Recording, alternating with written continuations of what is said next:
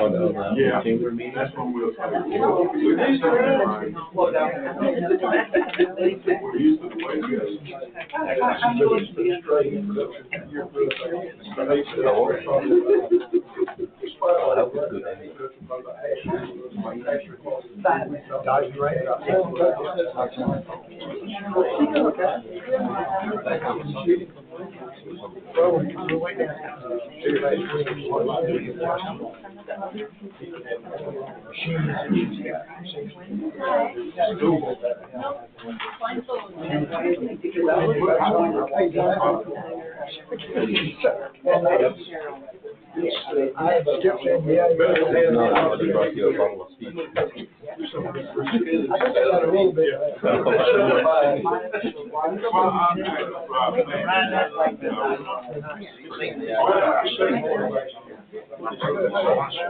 Yeah, I'll find out.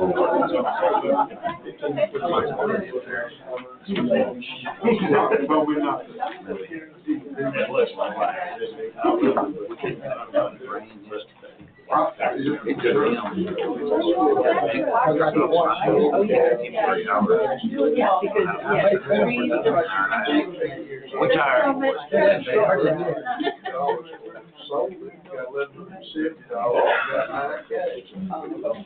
Pretty good, so, yeah, brothers, what do you think about too?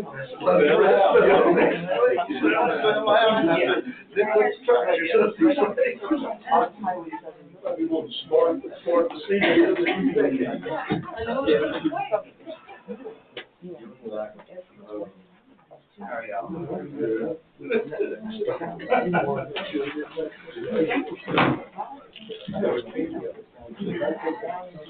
Get mine, but I don't know how long I gave it mine.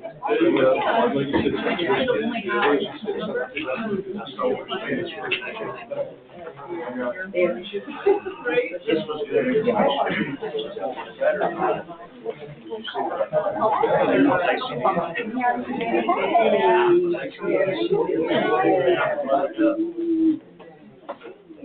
This is a concern.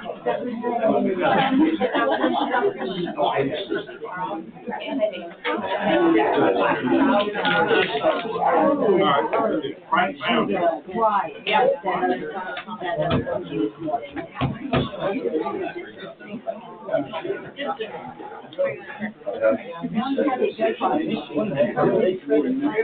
I'm sorry, what? Okay, you can pump them in the head.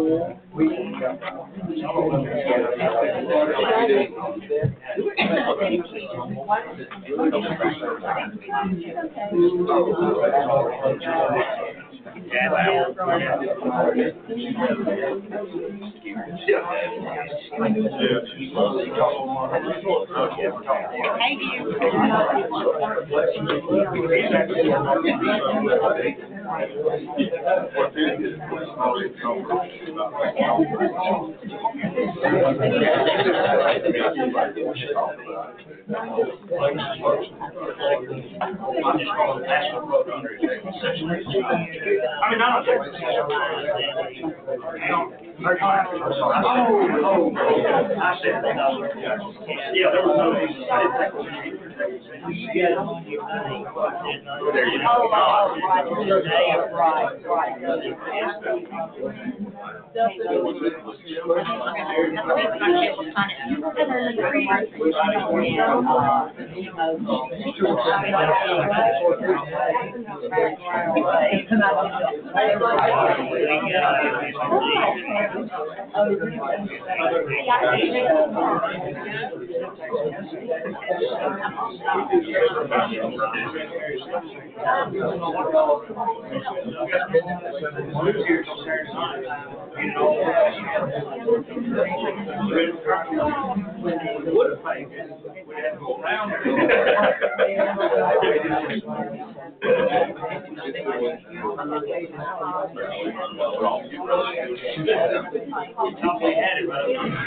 If we ever need it. That's what it was. If we ever need it. All right.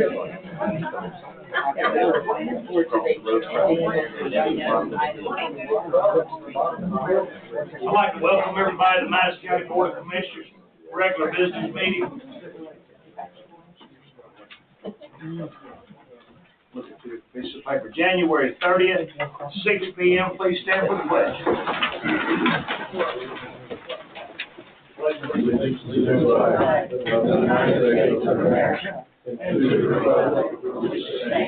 One nation, under God, indivisible, with liberty and justice for all.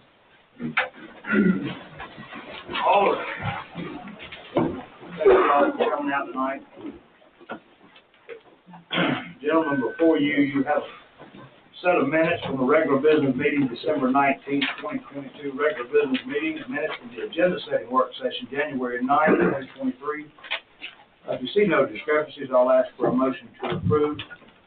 Motion for the minutes to be approved. We approve this procedure. Second. Motion by Commissioner Chandler, second by Commissioner Kurt. Any discussion, gentlemen? Hearing none. Dennis? Yes. Yes. Yes. Yes. Thank you. Business involving guest groups and multiple visitors, Ms. Bobby Ruger from Food Bank. Katie Cross is not going to attend, so we'll scratch that off. Good afternoon, evening. First off, I want to say thank you to the chairman and to the commissioners for my add-on building. It's great to have some extra space to work with. We can reach out and do a little bit more to help our community. 22 was a busy and rewarding year for us. At the food bank, we've had so much support from our citizens and government. It makes me feel so humble and very grateful. Donations were over the top this year, way beyond and before.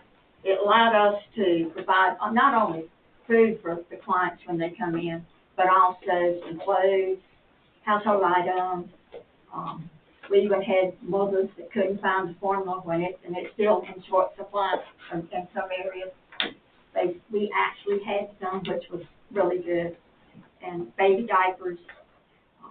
While our clients are there, we talk and they talk, and we find that they need more than just food. We've helped several families get their power kept on. That doesn't sound like 5 families, don't sound like very much, but when you have to mobilize, it is a lot. And we were glad to do that. We have things like baby strollers and high chairs and beds that go out that people just don't realize that it's there. And we also have health supplies. We have a wheelchair that we've loaned out and got back, and loaned out and got back, and crutches and walkers, anything that you might need. Our Christmas program was a success. We did 172 children with all the donations and so much help from the community. By the time we added up everything that went into all the programs, it averaged out about $28,000 this year. So and our volunteers, they worked 131 hours. So I pulled that off. That's from October and 2 days in December when we needed to. The road department was a big help, and also the sheriff's department with their inmates. We had lots of citizens that gardened. And they have really made a big difference in our summer and fall going out with our food. And you can add fresh vegetables and fresh fruit to the boxes that we fix. It really makes it look nice when it goes out. And we really do appreciate all the people that will grow food and bring it to us. And if you go a garden and if you have more than y'all need, remember the food bank, because we certainly could use it. We also have a critically ill program that's for 65 and over, where they have gone to apply for food stamps, and the income puts them $2 or $3 over, and they're having a hard time feeding themselves or getting medicine. We can't help with meds, but we can help with food. And they can qualify for 2 years on that program and get boxes of food that they need for that person or person that's themselves for 2 years, every month, one box a month. Looking forward to 2023. I know it's going to be a good one. I've got some room now. I can do some more stuff. And so, but I got a couple of things. I need a 911 road sign for us, so I think we can get that in. And on the internet, when you put in my address, it sends you to Eiler or Comer, but it doesn't send us to the food bank. So I don't know if there's any time we can do it. I can try. Yeah. Miss Bobby, so what Google, to the independent company? Google it. Yeah, and honestly, we have multiple locations. The library comes up Brown Road. We don't have a Brown Road, but that's what the library comes up at. But it's whoever at Google, we've asked for that request. We will submit this request to Google also to have yours changed. Okay. But if you put the forestry building, Madison County, it'll come up. Really? Yeah. So, anyway, thank y'all so much, and I hope y'all have a blessed night and safe trip home. Thank you so much for all y'all's support. Miss Bobby, before you walk away, how many years have you been doing this? Well, what I'm talking about is when you started this, you single-handedly started this. I started the Christmas program. The Christmas program. Yes, in 1992. I'll be doing it 30 years if I do it this year. And between this year, I know there was a lot of volunteer services through 911, Brennan Beard, Sheriff Michael Moore, Lamar Dalton's office, the road department. All these guys helped out to be able to reach almost $30,000 worth of toys for the children of Madison County. Sure did. That's you. No, that's You're the point person. It was the community, but young lady, had you and not went out on your own and started this, congratulations.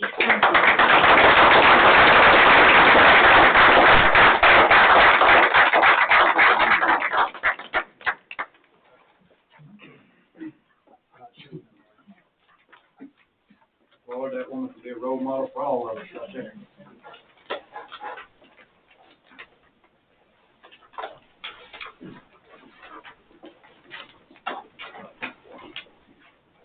Chairman's report. Just a brief recap, because I know a lot of you here in the audience seen the Madison County Journal, because I know everybody reads it. The January 24th, we held a funding summit in here, and we had USDA, 2 members from USDA, 1 from Appalachian Regional Commission, ARC, 2 from Northeast Georgia Regional Commission, missing 1 there somewhere, Senator Warnock's office, Martha Revelo. So we were informed of one thing: we have a lot of money. This is what everybody's telling us, and we're going to go after it. We're going to go after everything we can possibly get. I do believe that we are going to be able to get some help here in this coming year for our senior center and our long-awaited Ag Center, which we are all happy about. That summit, in a nutshell, was great. It was great for this county. It was great for the communities, the people that live here, and I look forward to being able to report to you what kind of financing we can get and/or loan/grants that we are able to obtain in the coming months. With that being said, the rec department is having a red carpet VIP daddy-daughter dance. Don't miss this. This is fun if you have an opportunity. The dance will be February 10th from 6 p.m. until 8:30 p.m. at the old gymnasium out back. Tickets are $25 in advance, $30 at the door. The Senior Center is hosting their 2nd annual Murder Mystery Dinner Fundraiser. This year's theme is a 50s sock hop. Again, this is fun. If you have an opportunity to meet, come out, come out. This event will take place February 16th at Grant Hill Farms. Beautiful facility. Doors open at 6:15. Dinner and show starts at 7. Please contact the Senior Center for more information.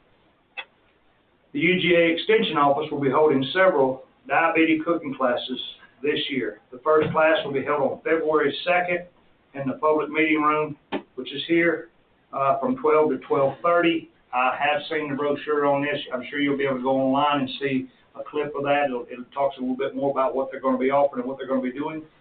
Please take advantage of that program. The Madison County Board of Commissioners Office has several job openings, as most of y'all may follow. Interested applicants can go to the county's website under the Board of Commissioners, click on the tab Human Resources, and there's a list of current job openings. Today, tax appraiser, a road department shop foreman, and a paramedic EMT. With that being said, I'll wait till we get to the road updates to let y'all know how we are recovering from the flash flood and freezes.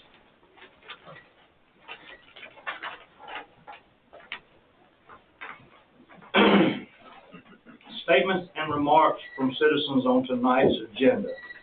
I know there's a lot of people here that's got a lot of input and questions. I think it would be best if we go line by line for input and or questions. I would like Ms. Hall to do her presentation for the comp plan, and then at that time, we'll try to give about 10 minutes for some questions and answers. If there's anybody here that can be a point person for those questions and answers, that would be great, because a lot of them may end up being repetitive. Tonight, between that and the noise ordinance, I just want to get everybody home in a decent hour. But I appreciate your cooperation with that. Now, if there's any other statements or remarks on tonight's agenda, please feel free to ask. Yes, sir. Just one quick question. Is this really the public hearing for the official noise ordinance, or will that be at a later date? I didn't recall a public notice for that hearing. And I know the public comment period ends tomorrow, so I don't see how we can have the public hearing for that. Correct. We said that we were going to have this tonight, for you all to be able to speak tonight. Okay. Then it's still open till tomorrow to be able to receive any more comments that's coming in through the web, because I think right now we're at a total of 41 comments online, Okay. and which I have printed off. This will give you one more day to supply those comments, and then, Mike, I think we're going to have a public hearing on that for the public to speak on it. I don't think the party PCO here tonight. Yeah, I think we're gonna have to have, you know, since it's regulated by zoning or zoning classification, we're gonna have to do the normal P and Z and then hear public hearings. Correct. Okay. So that gives you a little bit more time. We just wanted to bring it up tonight because it's more or less that last ditch effort to get in front of us before we have to get in front of us again, and give you an idea, a little more opportunity for ideas. I've explained it. Thank you. Yes, sir. Any other questions or comments, statements, remarks on tonight's agenda? All right, hearing none, we'll go right into the public hearing. Ms. Marilyn Hall. All right, can we get to the slide? Next one, connected.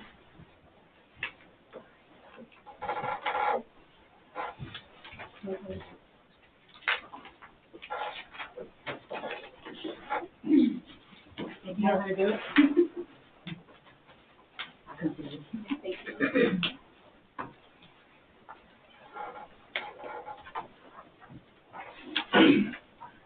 Ms. Marilyn, I hope everybody in the room knows your name by now. I hope they've met you that many times. I'll reintroduce myself just in case.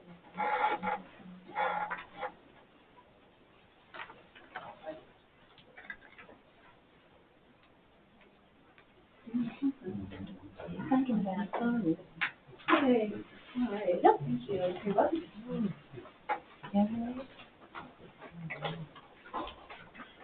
There we go. All right. Good evening. For the record, my name is Marilyn Hall, and I'm a consultant that the county has requested to prepare the comprehensive plan for Madison County and cities of Isla, Carlton, Culver and Danielsville, and this is the transmittal hearing for the comprehensive plan. It's a required hearing by the state of Georgia before transmittal to the regional commission. And I did present,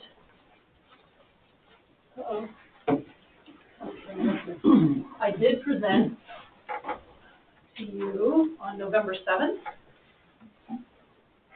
and I am going to focus on, maybe it didn't go forward. I will be focusing on the things that have changed since then.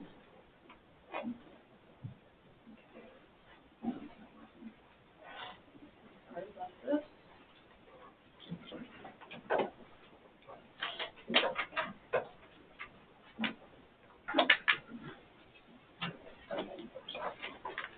There we go.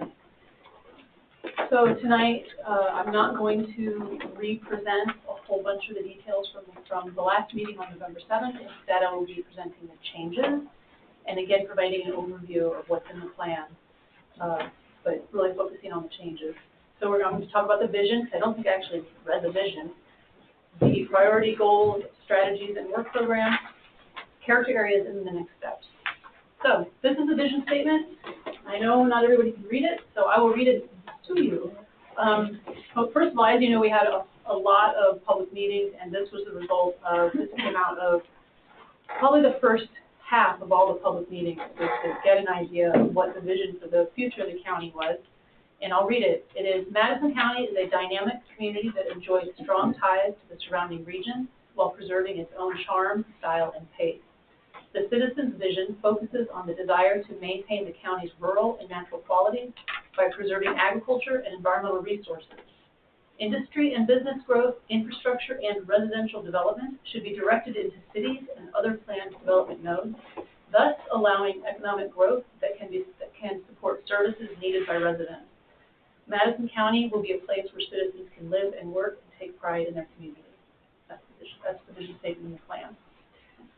The top priorities for the plan have not changed. It's still these 5. I will go through them one by one. I'll probably go faster than I did last time because, again, I'm just focused on the changes. The first is sound economic development, and these first couple are in order. They are dependent on each other. The first is sound economic development. The overriding goal is sustainable growth and prosperity, which means supporting the agricultural economy and the unique sense of place here in the county, while attracting and retaining new businesses to meet the needs of future generations. And there are 4 categories of strategies. The first is create an economic development plan between the county, the industrial authority, Chamber of Commerce, the cities, and other stakeholders. The second is an industrial development oversight committee. The third is to create a water resources department. And numbers 4 and 5 are new, and they are government efficiency and information. So I have circled the ones that are new. One is develop guidelines for new industries using a citizen advisory committee. At the public meetings, there was a lot of concern about lack of transparency in decision-making regarding industrial development. So the plan includes having a citizen advisory to develop guidelines to serve as a decision-making tool. And then ED4 is business licenses, and that is to have consistent business licensing throughout the county. And then number ED5 is the efficiency one, and it is implementing enterprise software solutions, which the county has already started.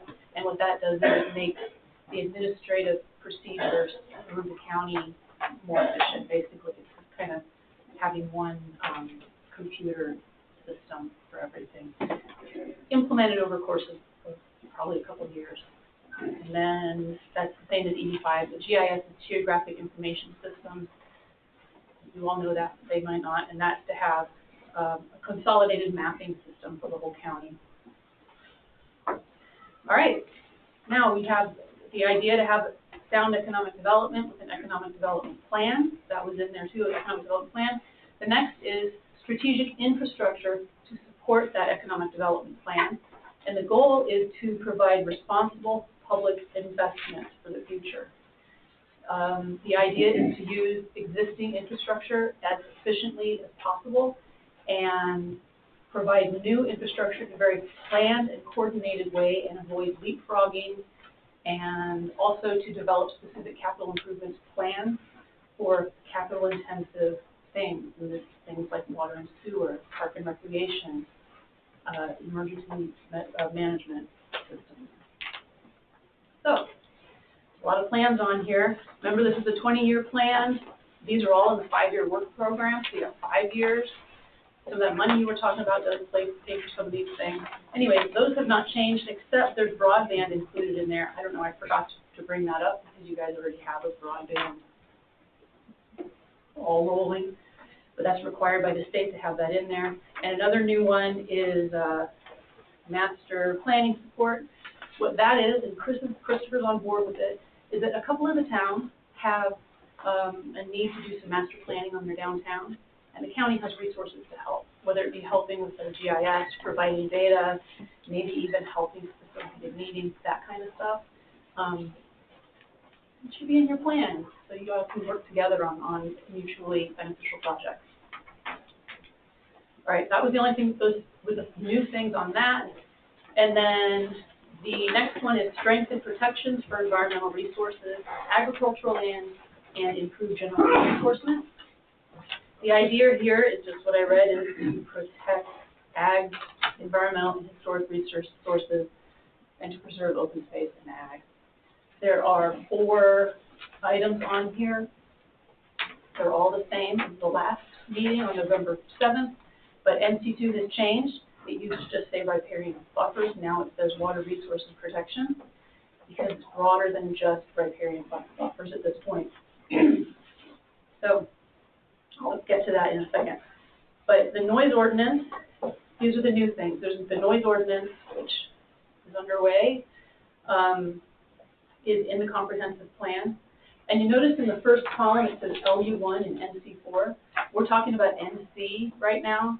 That means natural cultural resources. But LU is also land use, and that's later. So some of these address more than one issue.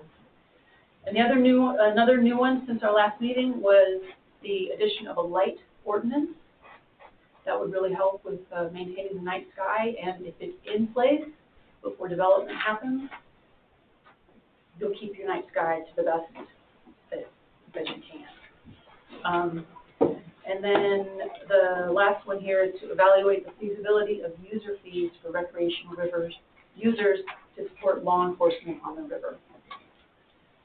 And that should help with litter prevention and provide some education opportunities to folks who are paddling on the river. Okay. Oh yeah, education opportunities. So I talked about, go back here, water resources protection, and this particular, it focused on riparian zones, which is that zone right next to the river. Riparian is on the river, right? So we're going to talk, I'm just going to bring up briefly the recharge areas that are in the state. This is a map of the recharge areas through the state of Florida. You'll notice that the tan, starting about midway through the state, the colors are tan and orange, and those are significant groundwater recharge areas, and then they each apply to particular aquifers. Up on the northwest side of the state are unconfined aquifers, and that's the Ridge and Valley province. We're in the Piedmont province, and you notice that there's no colors there, and the reason for that is because those are the ones that are on there, you can see little dark spots, those are called probable areas of thick soil. They're actually not significant recharge areas. They are areas that may be recharge areas. They might be. So, looking at Madison County, we have 3 of these areas, one of which is on the 72 corridor and the rail line, And smack in the middle of it is the regional power plant. That's just so everybody knows that we are aware of that. We have addressed it in the plan. We have provided additional stormwater. We recommended additional stormwater. We recommended consulting with the University of Georgia, because I couldn't find anywhere how can we tell if it's a recharge area. Maybe some PhD students at UGA can help us figure that one out. And I just wanted everybody to know that that's in here, and it's in the land use, addressed in the land use section, the economic development section, and also in the character areas as far as recommendations. So now we go ahead to affordable housing. Affordable housing is a goal, and in Madison County, it looks like housing for people in all stages of life. And this has not changed. The idea is to expand housing options in specific targeted areas, most notably Danielsville and Colbert, and then in a couple of character areas, the South Madison area and Dogsboro. We'll get to that. When I talk about character areas, I'll point those out in a little bit more detail. The last one here is intergovernmental cooperation and communication. These have not changed, but and the first one is implement mechanisms for transparency and cooperation. And the second is finish up your intergovernmental agreement. You might have already done that, but at the time of this writing, it needed to be done. And then, but that first one there, implement mechanisms for transparency and cooperation, that's not just intergovernmental, it's also with your constituency and the residents here, and that's why there's that economic development citizen committee to help develop the guidelines. So it's really more transparency in processes and more participation opportunities when it comes to decisions. That's in this, those are the work items that are in here. Which brings us to land use and growth. So, I feel like I'm saying this over and over again, but I'm going to say it again. The goal is to preserve and enhance existing character and provide for orderly and coordinated development that sustains the high quality of life. Preserve and enhance coordinated development is what this is about. There are 4 categories of strategies. The first is to update ordinances to protect the community. This is underway, but there's still a lot of work to be done. The second is to focus development near infrastructure, and this is planned infrastructure as well as existing infrastructure. And so this coordinates with the economic development plan and the infrastructure capital plan and the land use plan. All those work together, you'll be able to focus your growth, focus that growth pressure. The third is to streamline the development process. And the fourth is to enforce existing and new ordinances. Those have to do with kind of administrative efficiency and code enforcement. So what do we have to do? Okay. There's one new one here, and it is to update ordinances to ensure that new development provides fire protection infrastructure. And this is part of the land use plan as well as part of the infrastructure plan. Okay, character areas. There are some changes to the character area map from the November 7th meeting. The first is that the towns have completed their character areas, and if you want to see those, you've got to look at the plan or come to their hearings and meetings that we're having. And I have not seen Comer's yet. As you know, they're doing this independently, but they have seen the counties, and they're going to try to coordinate, right? And same with but to a lesser degree. But you know, Comer's on board, but they've seen it. And what else we got that's new? We've got the Dogsboro character area. As you know, Dogsboro is the area that's right next to Athens-Clarke County. It includes Ingalls and the surrounding areas. And that's a new one. I'll explain the details of it in a bit, but the idea of that is to take advantage of infrastructure that's already there. It's a kind of a hot commercial intersection. Let's use that as an opportunity. Use it as an opportunity. It's a good thing. The next is the Colbert-Comer character areas. This is a economic development zone. It follows 72 and the railroad tracks. The other one along 72 is the, what do we call it, the Economic Zone East. And don't panic, this is a 20-year plan. And the idea, I'll show you on the next map, the idea of that one in particular is to take advantage of any economic development activity that happens on the other side of the county line. Because it's a river, there's already some industry up there. Let's at least have it in our minds, let's at least have it in your minds that there is a possibility of something changing up there. Be aware. Those are the new character areas that have occurred since the November 7th meeting. And then this is the overall approach to growth in the plan. It's recommended that growth starts from Dogsboro, where it already is, and it's based on infrastructure that is existing, and new infrastructure should be where the people already are and where you want them to be. That's why that arrow is going up 72, which is where the industrial growth would be, and then the city of Colbert and that corridor between Hall and Colbert would progressively grow instead of leapfrogging all the way over with your infrastructure. And also, yeah, remember, this is a 20-year plan. Don't think that line is specific over everybody's property. It's just a line I drew. Okay. All right, character areas. The South Madison County character area, this has not changed. The idea for that character area, which is located down here in the south in the yellow, is residential and commercial growth, or commercial things that support the residential, and also it would be a good place to direct things. If transit comes up as something, it's in the plan to look into rural transit. That would be a focal point for those kinds of things. Innovative design techniques. It would be a good place to focus your community facilities, anything new in the area, put it where the people are.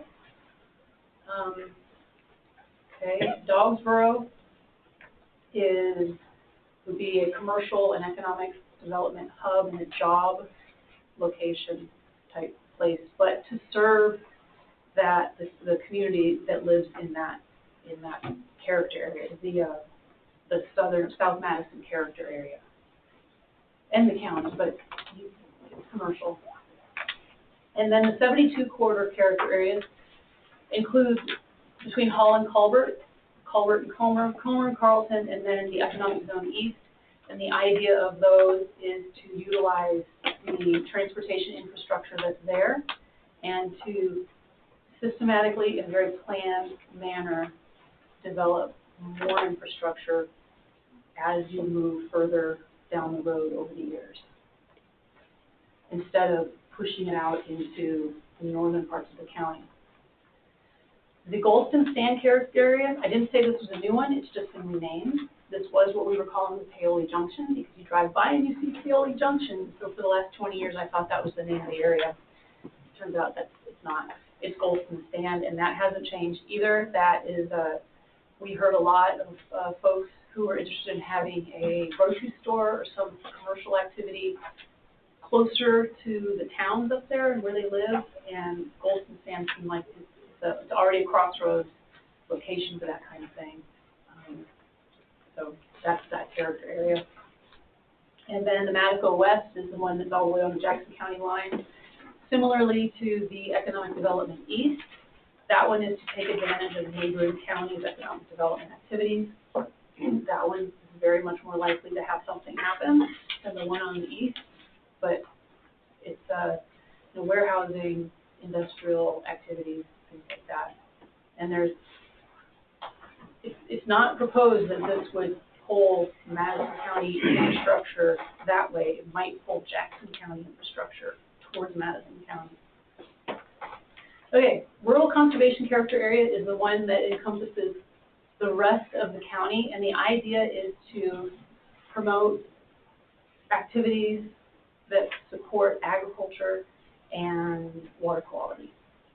So I would assume that the Citizens Advisory Committee would want to promote ag in their economic development plans, or the new economic development plan that comes around might nudge towards ag activities more so than heavy manufacturing. It's already here, take advantage of it.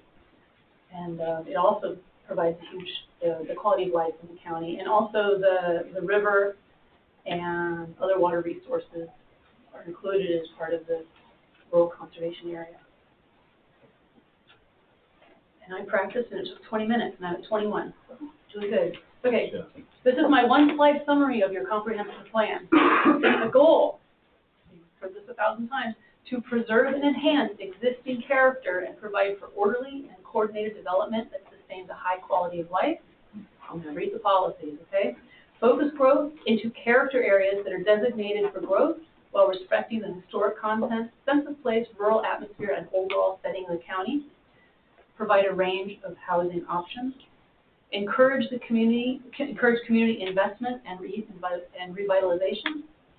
Create accountability. Oh, this is different from the one on your guys' sheet, just so you know, because the two were redundant. So I changed this one to create accountability and transparency in government processes and decision making. That's in your work program throughout it. And then protect natural and cultural resources. And finally, pursue joint processes for collaborative planning and decision-making with neighboring jurisdictions and all the cities, not just the ones in this plan. And I think this plan is a step towards that, so that's good. Next steps. The plan will need to be transmitted to the Regional Commission. You guys will need to vote to approve the transmittal of it. And then after they approve the plan, you would adopt it. And that would be another voting you would vote on, and that would happen in probably 30 to 60 days after it's sent to the Regional Commission.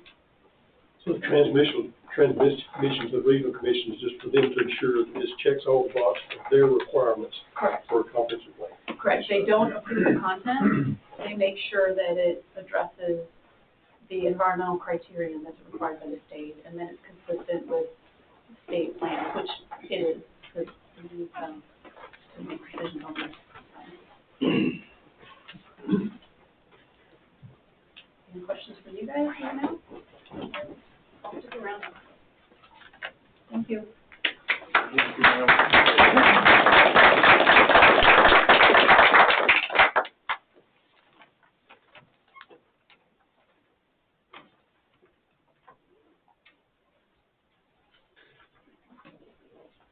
Everybody have a copy of this joint resolution? Or do I need to read it? Open the floor for Yeah, first either one. I just want to make sure everybody's got a copy of it, so I'm prepared to read it, if not. Anyone have any comments or remarks they'd like to make on this hall presentation? Yes. I just have a question. Every county has to have a compound, right? For how many years it's done? Actually, don't have to have one, but in order to be a qualified government, in order to achieve qualified government status, which makes you more eligible for grants and help assistance, you have So, if you have one, and if we use this one, I guess my question is, if you have a plan in place, where does it go wrong? Let's take Jackson County, for instance. Like, where did it just blow up, and did they not go by the plan, or did they not have a good plan? I can't speak for Jackson County.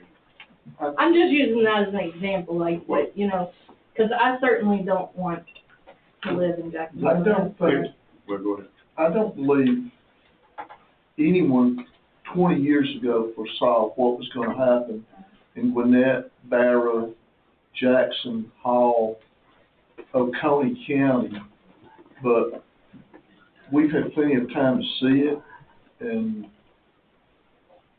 not to say that we want to entrench against it, but we want to be prepared for growth and it take place here in some way that every time you turn around, we're not seeing new houses go up and not know who our neighbors are. And I think it would be fair to say that no one in those counties foresaw what was coming to the degree it has occurred there. One of the things, that when you look at that, it's like many things that I've dealt with before, and y'all have all dealt with. It's just like this is a general idea and something to follow, okay? There's nothing real specific in that. I mean, there is, some specificity, but there's not that much. And that it's up to, and the accountability has to be with your government officials, that they follow the plan. If we adopt it, then that's what I'm saying. Now, but that's past me. Yeah. You know? I'm here 3 more years, who knows after that, but somebody's gonna be I here. guess I'm just wondering, like, Yeah, what kind of but- reassurances that we're gonna have. Well, the assurance is that if we adopt the plan and we agree that this is generally what we're gonna do, I mean, this is what we're gonna do, then you gotta hold the feet to the fire of who's up here to say, are we following the plan?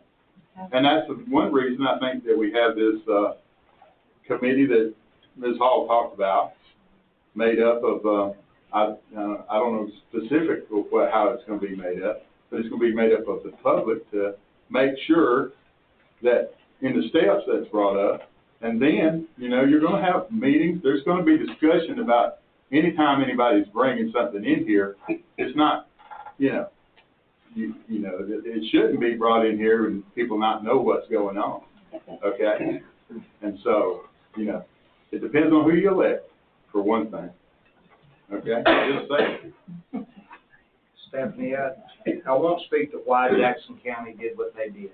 I will tell you that their backs were against the wall because they have I-85. There was, that Board of Commissioners probably had a lot of heat from Atlanta, from the Gold Dome, to develop I-85. Thank God we don't have I-85, which gives us more local control.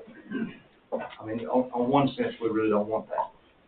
Jackson County was probably approached in a situation that says, okay, guys, if you really want to get your infrastructure off the ground, the only way to do it is going to agree to approve this business that's going to produce about $6 million in tax revenue, which is, for Madison County, would be about 1/5 of the total amount we produce, all in one-stop shop to get them out of the gate. I don't know why they done what they did, but again, like Brian said, and just like Dennis said, it's up to you. Y'all have to make sure that we do it right. I feel like right now, you probably have nothing to worry about for a good long while. But I can tell you that this plan could run out. 20 years from now, I'm not going to be here. 10 years from now, I'm not going to be here. 5 years, I'm probably not going to be here. But the fact is, I will be in the audience to make sure that this Board of Commissioners do what we've done. The reason we hired Hall Consulting, for one, is they've done a phenomenal job. They went above and beyond what we could have got anywhere else. They've laid us something. Now it's our opportunity to follow that. If we don't, it's your responsibility to get in our ear. Now, will it be deviated from? Maybe a little here, a little there, but it's not going to be. I don't foresee a coal burning factory being built in the city of Danielsville. Just to be honest with you, the map don't show it. If one was to be coming, I would think it would be in the area that was presented. Therefore, the board would be in their guidelines to potentially accept it if it was a suitable fit. It's nothing more. This is just a best guess of how we would like to see it. And we're hoping on this day, January 30th, 2023, that we're all in agreement. This is our best guess. That's all this is.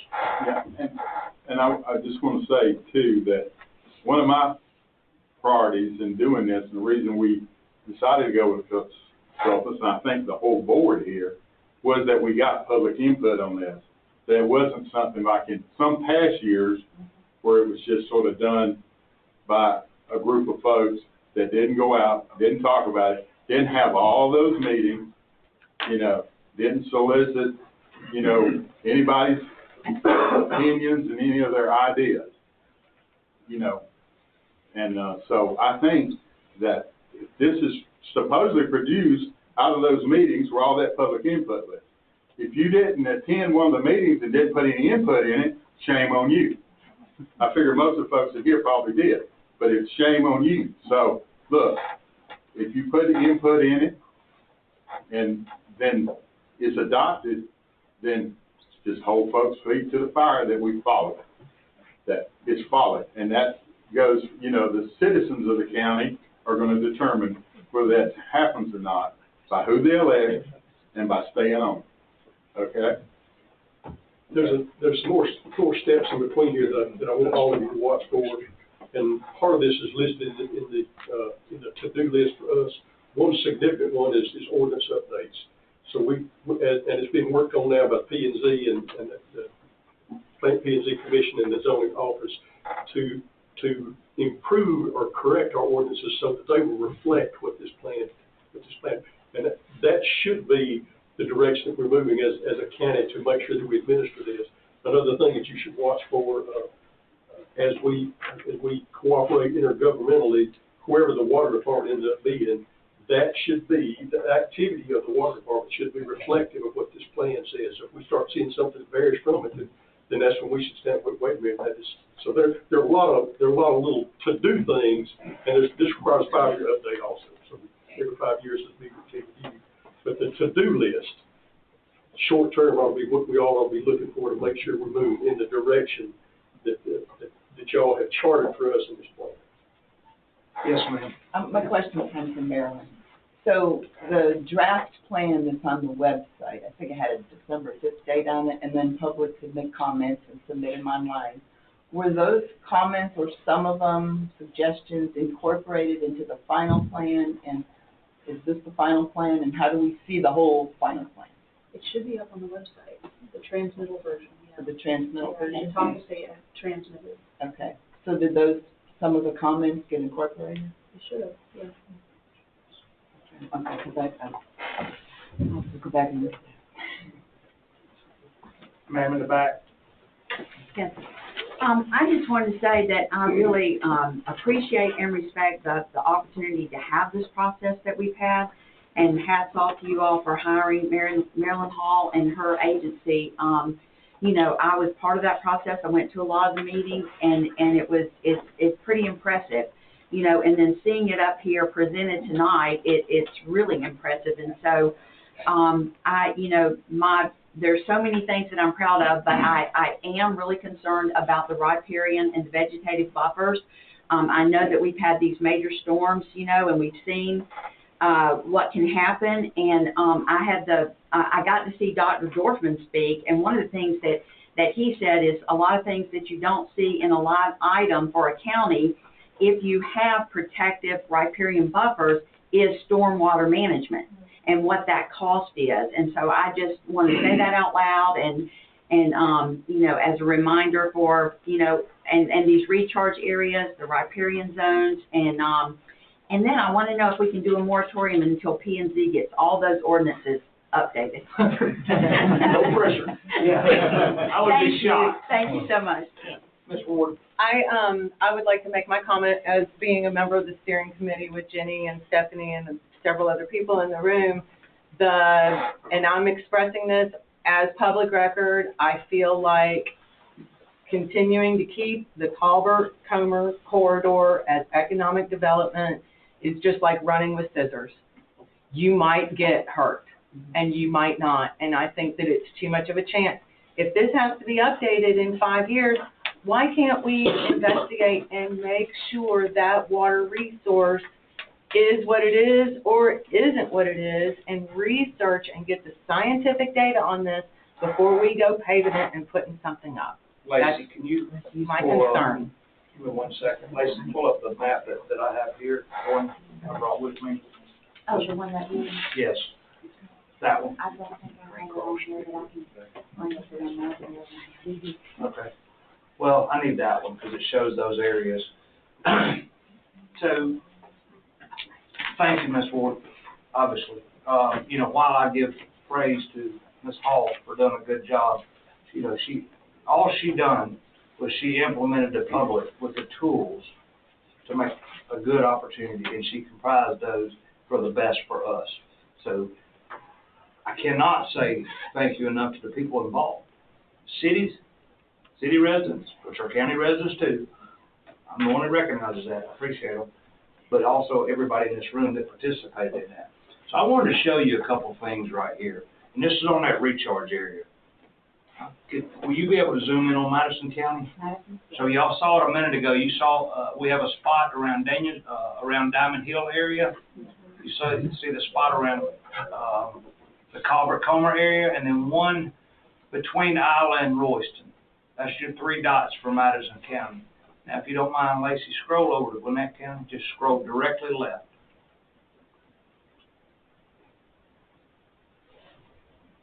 Now, we all know how built out Gwinnett County is. Keep scrolling go down to Morgan County. If I use that dot as a guide stone, as a road map for growth, 1/3 of Morgan County would never be built in. So the key to that is exactly like Ms. Ward said, is to have a good stormwater plan. That's the key. It's not about preventing economic growth, but it's preventing the wrong economic growth with no plan to sustain it. So I done that on purpose because I did not want, and I read one of Zach's articles, which I love. He does a fine job for us. But I read one of the articles that really looked like it had put Madison County in a position of, we can't grow on 72 because it's a recharge area.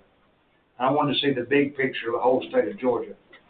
We have the least amount of recharge area in our complete region, if you look at that map. So I'm not saying it's completely off the table. I'm saying we have to do it right when we design the next plant or the next business or I don't know. Whatever we got to do, you have to hold us to make sure we do it right. But I think to take it off the table would not be a wise move based off of the other counties that seem to make it work, but they have a plan. Now, next question. Yes, sir. I guess my problem with that is we collectively, and you as a board, spent a lot of time getting the public involved. Right. I mean, it was one of the main things before Maryland was hired to firm. I've been to a few meetings here, you know that. But the main thing was if you're going to have a comprehensive plan, let the people be involved. And the board went out of their way to do that. And I think everybody else in the county appreciates that. And I think we're all working towards the same thing, as good a county as we possibly can have. But the problem with this recharge area and with public involvement, you gave the public the right to look and do what they wanted to do. Sure. You really did. And they took advantage of it. They didn't do that because, they just wanted to go out on a Monday night and go to a meeting. They went because they actually thought they'd be listened to and heard about what they thought the county would be like. And you sat there and said you wanted to hear. This decision, arbitrarily made maybe by you or maybe by the whole board, took what they had worked at for months and just took it out the window because you feel that growth there shouldn't be excluded. I don't think leaving it the way they turned it into excluded growth. Somebody might choose to grow there, but they would have to overcome that obstacle of knowing that they'd have to prove they were a good business to be there. So I guess my disappointment is, in all the talk we had, all the meetings we had, everything we had about public involvement, in the end, that involvement was disregarded at that point just because of some future growth. And if 20 years from now, there might be some growth there. So it still could be true, but I think it would have been better to respect the opinion of the people who put in their time and their effort and came up with that idea of drawing that, because that would have been a much better thing to do right now. And I appreciate it. But to think that I disrespect the notion that you're making there is totally ludicrous. And I'll tell you why. I'm merely pointing out a potential, as it says, may be recharge area. Potentially. We don't know. To exclude it off of a map when we still don't know, that would be ludicrous. So I appreciate the input. No, sir, this plan is not being deviated from because it's an idea, but has not been vetted. It's not been vetted by me. It's not been vetted by you. It's not been vetted by the state of Georgia, obviously, because this map says potential. What I'm trying to tell you is I will take note in that potential, but I'll also take caution if something decides to develop there. So I respect that. I respect the input that you said was given. It was never rejected, and the plan was not altered because of it. At no point. Next question. I think it was Can I? Yes. And I was looking, trying to figure out where this information came from with the map and everything. And so I went on the Department of Community Affairs website where the map that you shared with us came from that has this on it. And their map is based on a map on the Environmental Protection Department website. So I went on there to find where that information came from, and it was from a survey that the USGS did in 1963. And again, it says probable area of fixed soil may be significant recharge area. But I couldn't find anything that's been done since then, any kind of surveys that have been conducted since then or anything like that. Now, I personally would not vote to approve any sort of business going in there or industry going in there without there being some sort of survey to find out exactly what is going on in that area. I wouldn't want any more stuff going in there, even without knowing for sure. Say that the comp plan to completely discount that area on the map because of a maybe, I think that would be irresponsible. So again, the comp plan is just a plan for future development in that area. It's not saying we're putting a factory right there. It's just saying it could potentially go there later on. And if I'm still on board and a factory that's, whatever wants to go in there, I'm going to say, all right, can they do some sort of a study, or can we get somebody from the university or whatever to come in and study the area, map it out, and find out for sure if there is some sort of a recharge area there. That's just my two. I got it in the back first, sir. Yes, ma'am. So, yeah, I think everybody's done a great job of coming together. So if we could get over this, and I have a suggestion, that we actually take the map of where that recharge area is and look at what's not already developed. Because if I'm not mistaken, Maryland, Highway 72 is paved, goes right through it. That railroad goes right through it. The power plant is already there. If you exclude those areas from that map, we're not talking about a lot of land now. It's bigger on here because it includes the highway and GRP. So I really think we're talking about, at this point, very little land now. They've already developed it, but it wasn't our decision. The decision to develop that area was 200 years ago when they put that rail line in. So we're just trying to work with it. I feel like that might be an area that we're overreacting to because honestly it's already been developed. It's already got pavement. And if you look at the poultry houses that are on it, that's all covered rooftops.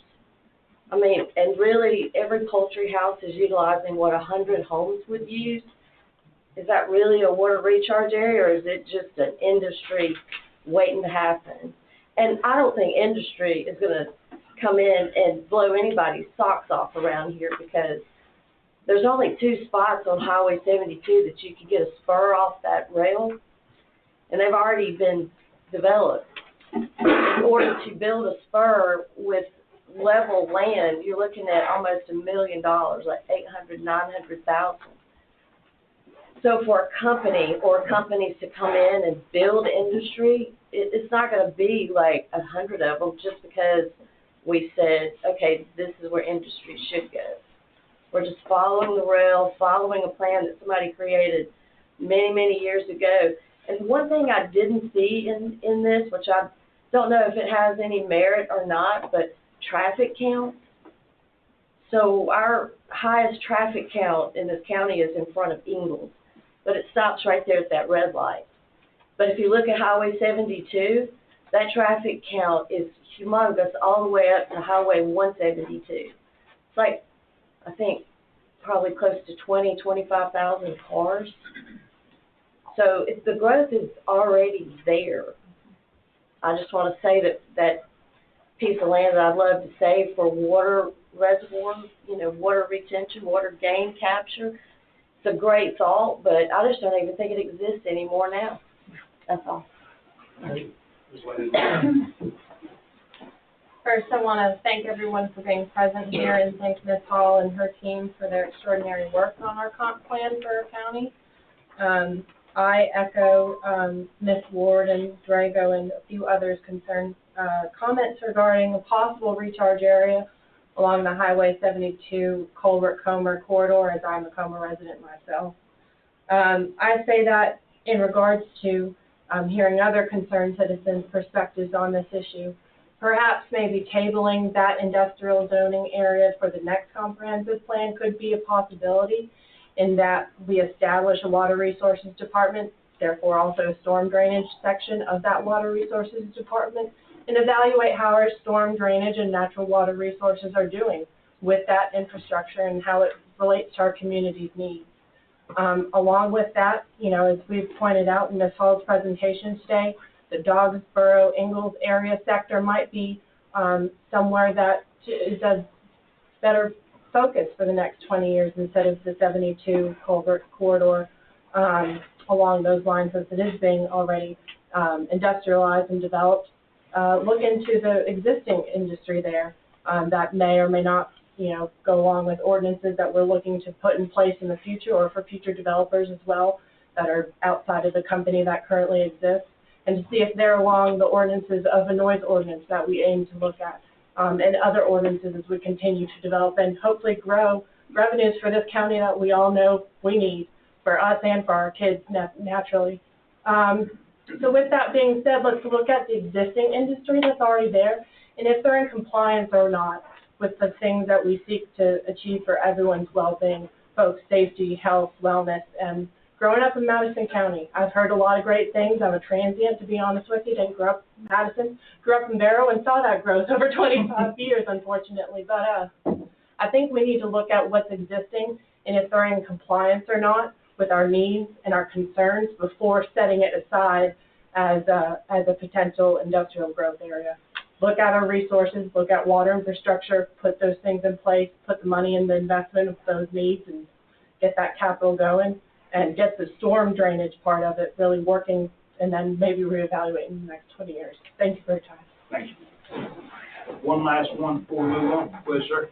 Yeah, I don't know whether they're real or not, the recharge areas, but I do know that we had a speaker at a recent meeting. The Madison County Clean Power Coalition had a speaker, Dr. Frank Carl, and he explained to us what recharge areas are. So what he explained is it's an area where there is alluvial soil that can filter water and allow the water to be collected beneath in a large pocket. And that water is clean filtered water. It's very well filtered. And the water use for that is that it helps stabilize the groundwater that's in the area of the recharge area and beyond. And that affects people's wells. We have a lot of wells in the county. We have an industry that uses a lot of well water in our county, a lot of industries. So my thought is we should not do anything now until we get further study of these three areas, these three particular areas, to see what may be beneath them. Maybe they can do some studies of what may be beneath them and what can be done about saving that water. There's one thing we all agree on, riparian areas, everything else. We want to be sure to protect our water because we need our water so bad. Thank you, sir. All right. We'll close the floor, bring it back before the board.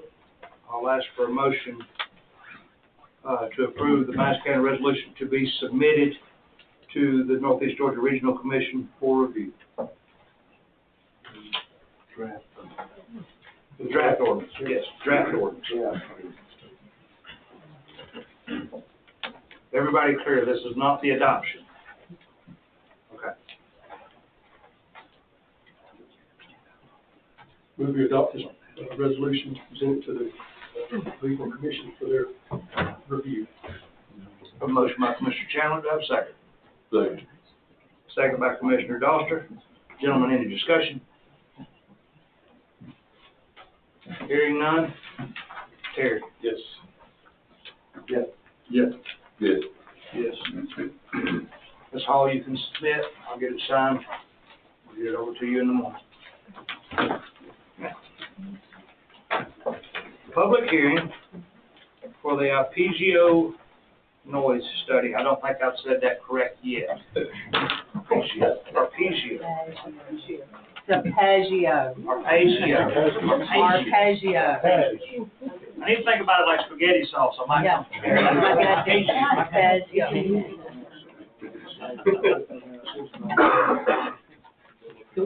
All right. So,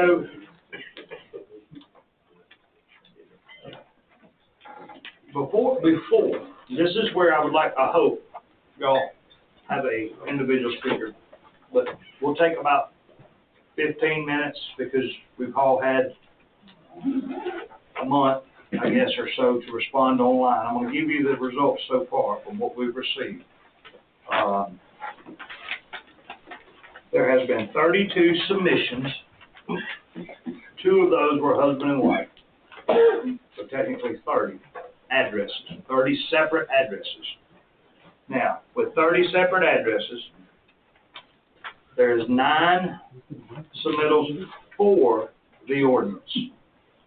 2 against the noise ordinance, period, which we already have a noise ordinance. We follow the state's noise ordinance. There is 9 GRP complaints. There are 5 decibel complaints, wanting a decibel level between 30 and 35. There are 9 others, barking dogs, loud cars, loud music, parties in the neighborhoods. That's what they are. So with that being said, you know now what the submissions been. I can read them individually if you would like. It's going to take a minute. But I'll be more than happy to read any of them you'd like. Can I just ask you a question? Yes, ma'am. When you said there's 2 husband and wives, what difference does that make? Because There's 2 opinions. I'm just looking at it by address location. Okay, it sounds like We can call it 32. like one person. Okay. No, we'll call it 32 if you like. Yes, please. I've got 30,120 people in the county. 30,120. I'll call it 34. Husband and wife aren't the same people. We No. have different people. But if they don't get along, and think alike, I mean, there's one there. I don't want that happening. That's classic, right there. Good move, young man. I'm just kidding. Not gonna work out well for supper. All right, so, with that being said, you know, this is all over the map, and this is something that we're here tonight to hear from you above and beyond the submittals. We still have one more day for submittal. At that point, I have, Mike, it may be up to you. I don't know if we could post these online for everybody to read because of the names and addresses and phone numbers and so on. We have to redact those, but other than that. Yeah, just have to redact, email addresses, phone numbers, addresses are okay. You can redact them if you want. Okay. Yeah. I'll give you a couple scenarios. GRP should adhere to noise ordinance standards and should not be exempt. I know this is one of the questions going to come up, or statements. I live almost 2 miles away from the plant and can hear the drone of the plant. I can only imagine what the residents near have to deal with. They violated acceptable noise levels repeatedly, which has serious effects for people in the community as well. I think that's a consensus. Number 2, the county noise ordinance should not exclude existing industry from regulations. The county's, well, the very next one, the county noise ordinance should not exclude existing industry from regulations. Verbatim. 2 different people, one's in Hull, one's in Como. Exact same quote. Caller. I would like to make that this covers my residential zone neighborhood where my neighbors do not want to pay for a facility to host parties. Instead, they would rather have it in their front yard. They have live bands, loud music, and such begins at 4 p.m. until midnight. These parties begin in April and continue to October. It's usually once or twice a month. We do not mind them having gatherings. It is the excessive noise permeates our home and neighborhoods. I'm just randomly picked, so we all got an idea what we got going on here. It appears that a small, highly vocal number of noise protesters are getting the county to spend a lot of money for their benefit. And this was in order, this was number 5. On the benefit, and the county want to let them legislate GRP out of business, stop dancing around the issues with the money, and make a definitive statement. If they have legal standing, let them open their own wallets. Number 6, this one's very long. It comes from somebody in Royston. I'm not gonna read that one, but if y'all wanna read it, I'll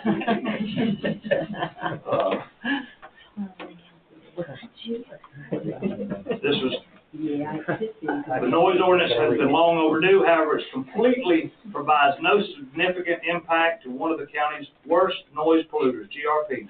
It almost seems like it is written to protect the operation since they appear to be grandfathered in. Also, why couldn't it be written in an easy-to-read format?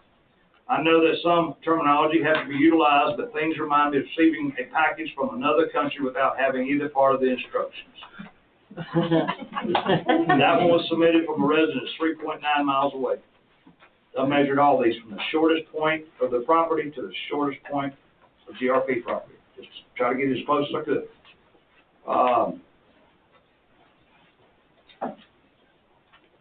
There's a couple. One that makes really good sense. It's long. It's not what everybody wants to hear, so I'm not going to read it. I think you will find, if you polled everyone, that is only a select few that have a problem with the Colbert plant. Madison County has no need for a noise ordinance. The next one comes from Comer. Control industrial noise, not all noise. The next one says, yes, we need it. It needs to be 7 a.m. The next one's, this is whole. It needs to be from 7 a.m. to 8 p.m. Some of us have to work. It's hard to get to sleep at night when folks are playing music loud, working on cars till 10 or 12 at night.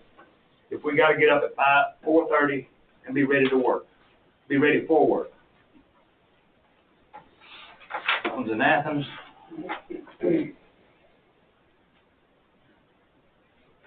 Decibel levels. Decibel levels should have time of exposure with levels, not just continuous. Otherwise, the levels are too low and 25 feet is too far. Exhaust and motor sport vehicles should be included in this provision. Those are truly a nuisance, and we should not want to taint the landscape with those type of noises. Unlike agriculture, which is a necessary component of daily lives, mining, industrial noise pollution, quarries should be held to the noise ordinance, as they should not be allowed to go past 7 or 8 p.m. 10 p.m. is too late. In addition, they should have a 50-feet range of levels proposed. Before I read any further, I'll make something that turned in here several times, and it was people that stated maximum noise ordinance needs to be 30 decibels. Well, 30 decibels from where? 30 decibels, they didn't submit that part. There was a lot of duplicates, 30 to 35 decibels. And I say 30, 35 decibels from 5 feet, 50 feet, or 500 feet. Because what one hears as loud, the other does not. I will tell you personal experience. I got a ticket on a golf cart for my radio being too loud. I kid you not. And I said, but I'm deaf. I can't hear it. And he said, well, if I can hear it, it's too loud. But that's just a for instance for you to think about. Everybody hears different. So I'll go ahead and open the floor up. Please include nuisance dog barking, all hours, days, and nights.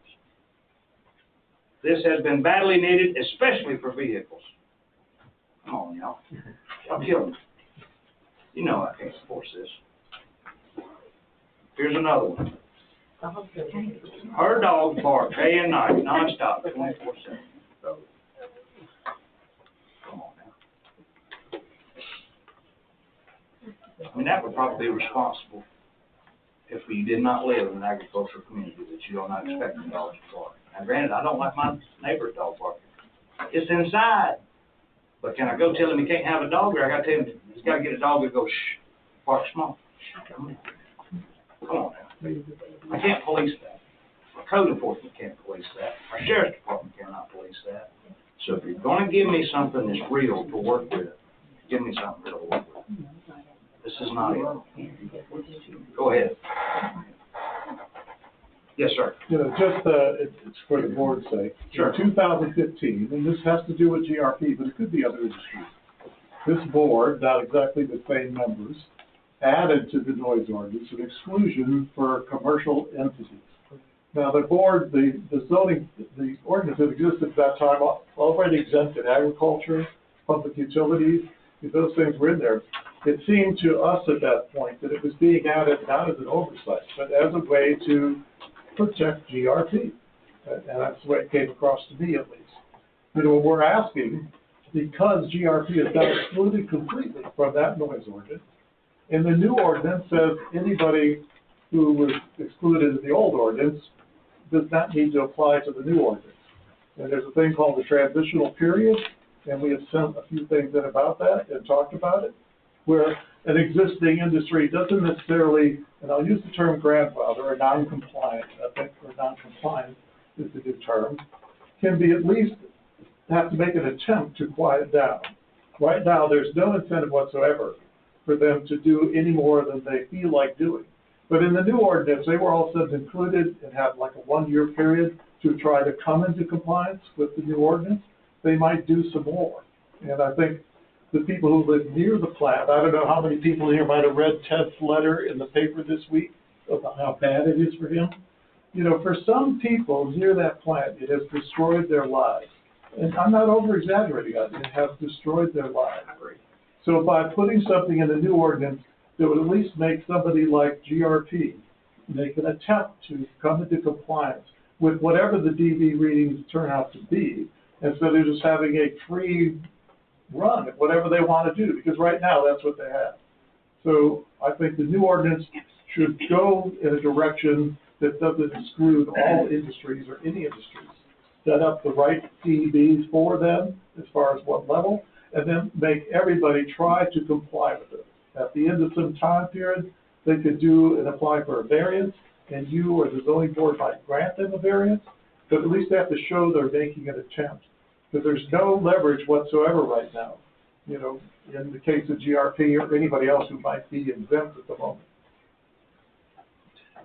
Well taken, sir. I'll make the statement, I'll follow up on Drago. GRP started up July 6, 2019. On August 5th, 2019, the Board of Commissioners set an agenda with the noise ordinance on it. And on August 26th, they changed it. And they pulled the rug out from under us. We had basically nothing, and then we got more nothing as far as our defense. And I wrote it in my comment. What was it back then before they changed it? I don't recall. It was like 3 sentences long. I mean, it was ridiculous. And they added in an amendment to exclude industrial and a couple of other things, but they excluded industrial activity, therefore giving us absolutely nothing to stand on. GRP, number 1, is the outlier in that area. If you look at a view down, you're seeing farms and rooftops and a couple of businesses and a giant power plant. They're the oddballs. They're not from here. They're not constituents. They don't even live in this county. But yet, they have been handed carte blanche to just make all the racket they want when the rest of us are going to have to keep our dogs quiet. And that's just not right. I suffer from anxiety now. When I hear, if I pull up a video of that power plant playing, I'm shaking, and I can't control it. I'm shaking just to hear it. And I'm getting over it.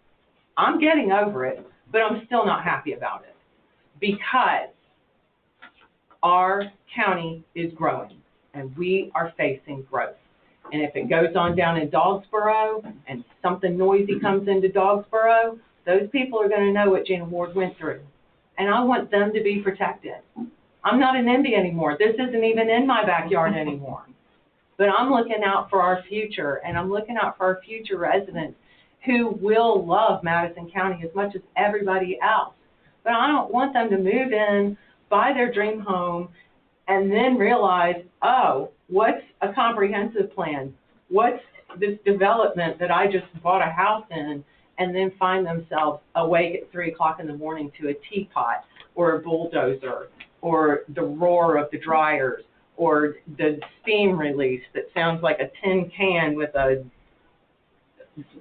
turbine in it. I mean, we used to play Name That Tune with that noise. And GRP, they're making money. They're getting money off their wrecks, number one. They're getting money in other ways. They need to do more. And you guys have no control over the emissions. Cheryl just showed me a picture of her feet covered with soot that's in her front yard. You guys can't control that. You can't do anything about that. You can't do anything about the water pollution.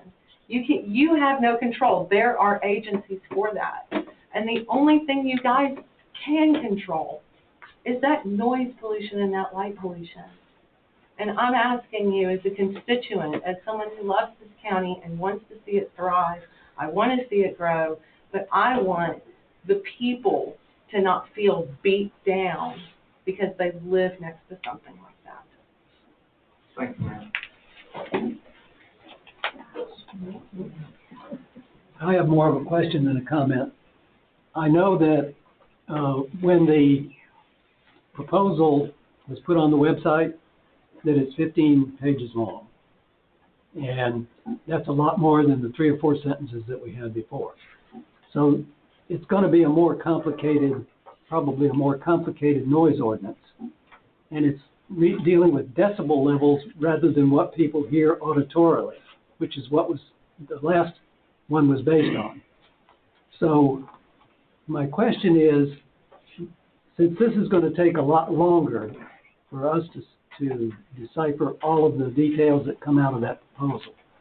And that proposal isn't a noise ordinance, it's a how to get to a noise ordinance. It's 15 pages of process. So decibel levels, I disagree with some of them. I think some of them are too high. 30 is too low. So there's a way to get to a meeting of the minds on this, but we're not going to be able to do it tonight for sure, based on comments you're hearing here, and probably not for several months, if we really do examine that ordinance in detail, the ordinance proposal. Are you going to have more meetings and more chances for people to comment on specific parts of the ordinance that you're thinking about, so that we don't waste your time and our time tonight talking about things that we may not need to even consider in the future, because we're not going to adopt those 15 pages. We're going to adopt something probably simpler than that, because that was written for Cobb County. I went to Cobb County's website and looked at their ordinance. It's almost a detailed description of the Cobb County ordinance. We don't need the Cobb County ordinance. We're not ready for that. So the things that we're going to discuss, do we need to have that discussed tonight, or are you going to give us more opportunities to have meetings maybe like Mrs. Hall had for the comprehensive plan, where we can talk a little more about it? Thank you, sir.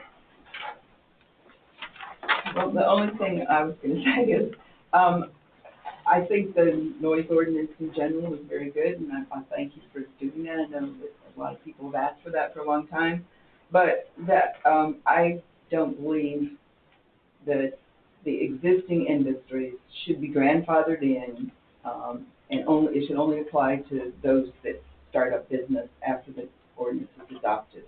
And Ted Fowler, who lives 5/10 of a mile from the plant, had a letter in the paper explaining how GRP, but we can say, I know this is about GRP, how it's affected their life.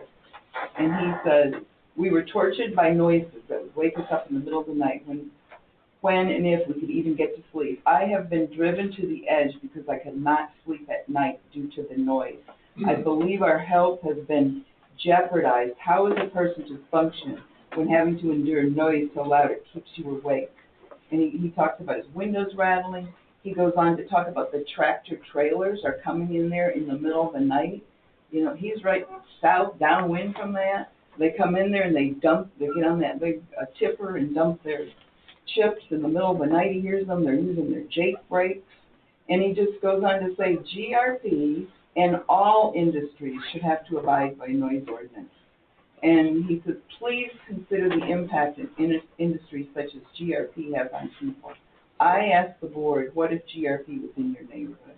And I know one of those comments would say, oh, it's just people around there complaining, but what if it was next to you?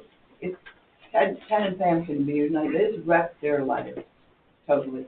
So I just think that the industries, it should apply to all industries, they can be given a transitional period to comply, and then maybe there would be some relief for Ted, you know, there would be some recourse. Maybe they could stop using their Jake break there. Maybe GRP could get the trucks not to deliver in the middle of the night. So there are things that they could do, but unless there's some sort of a noise ordinance, they're not going to do them. Thank you. Thank you, young lady. Yes, sir. Yeah, I just want to address, you asked, you made a comment about people telling how many decibels it was to the point, how far back to where the source was. Well, I can tell you, when this started, I purchased a OSHA certified decibel meter. I'm 0.7 of a mile, I'm just past Ted's. I have videos on my computer of that thing running all night at 65 to 70 dB on my front porch. Okay. So, I'm gonna try to address a couple of those real quick. I'm not gonna try to drag this out. It's really hard for this Board of Commissioners and our PGO, Thank you. to create a noise ordinance that's a fix-all. Because there's so many variables. The grandfathering clause, which Mike Pruitt could probably do better than me as counsel. Not in this piece of paper submitted with all the different notations about the noise ordinance, and not in this room. Have I heard anybody say anything about any place other than dog, cars? Those 9 factors that was louder than GRP. I've not heard anything about Williams Pipeline, not one resident within 20 miles of Williams Pipeline, which is, we know is louder than GRP. I'm not pointing fingers because Drago, Gina, we are friends and we will agree to disagree. We will still be friends. But the fact is, BNGC ranked way higher on that list, but nobody from that area is here to complain about them. I get the punishment. In my back door is a gun range. Valley View Farms. They shoot every kind of weapon known to man all day long, Saturday and Sunday. I don't hear it anymore. I quit listening for it. I know that sounds sarcastic, but it's not.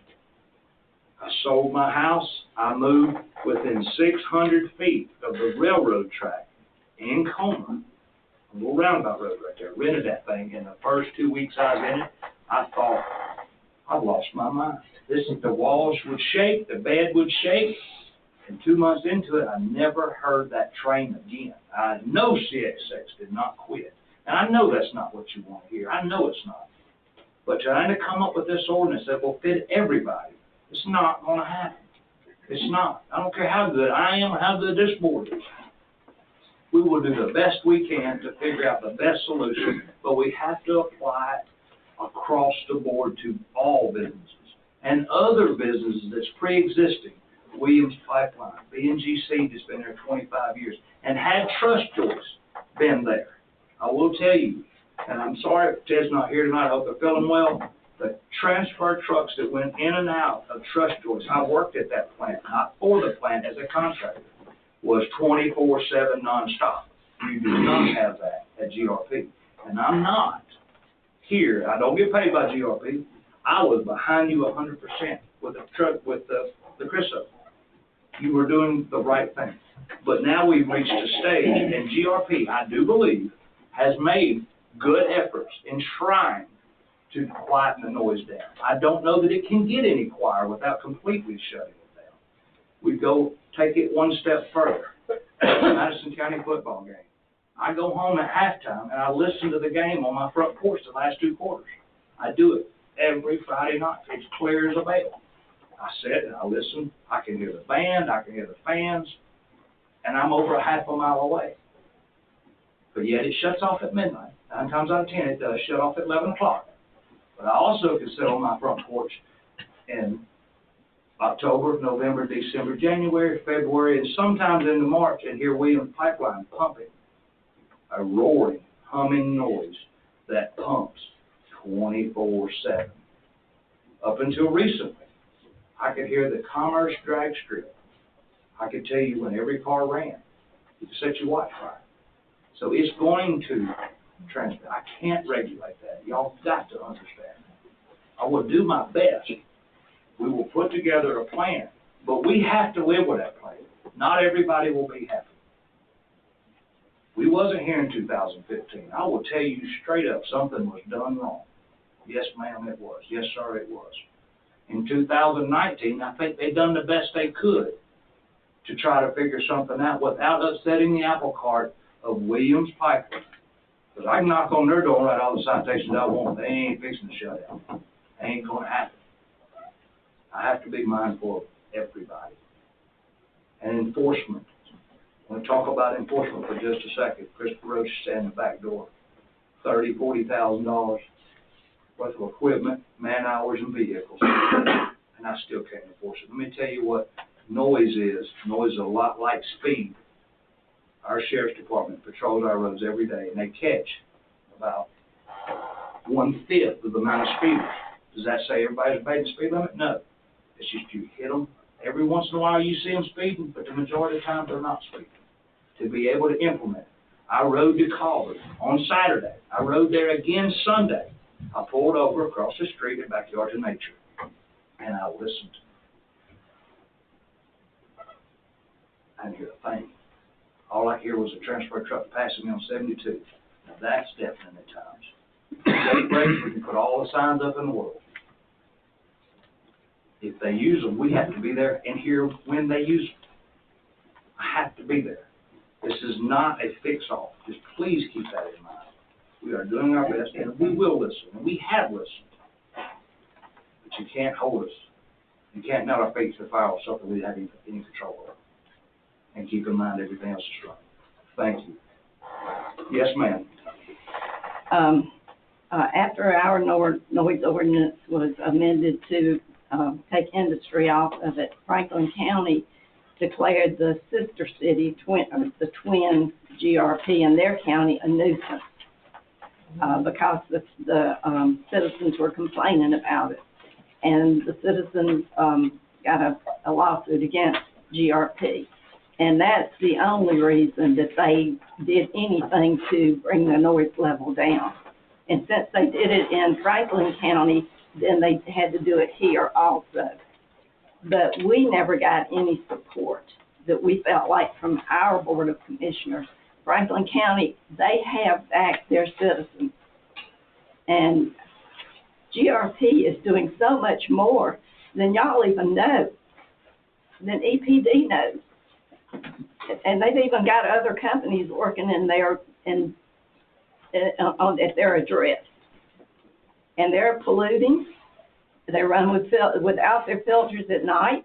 And I know that y'all said that if you zone that as an industry on our water recharge area, that you would vet a business first and make sure that it was going to comply.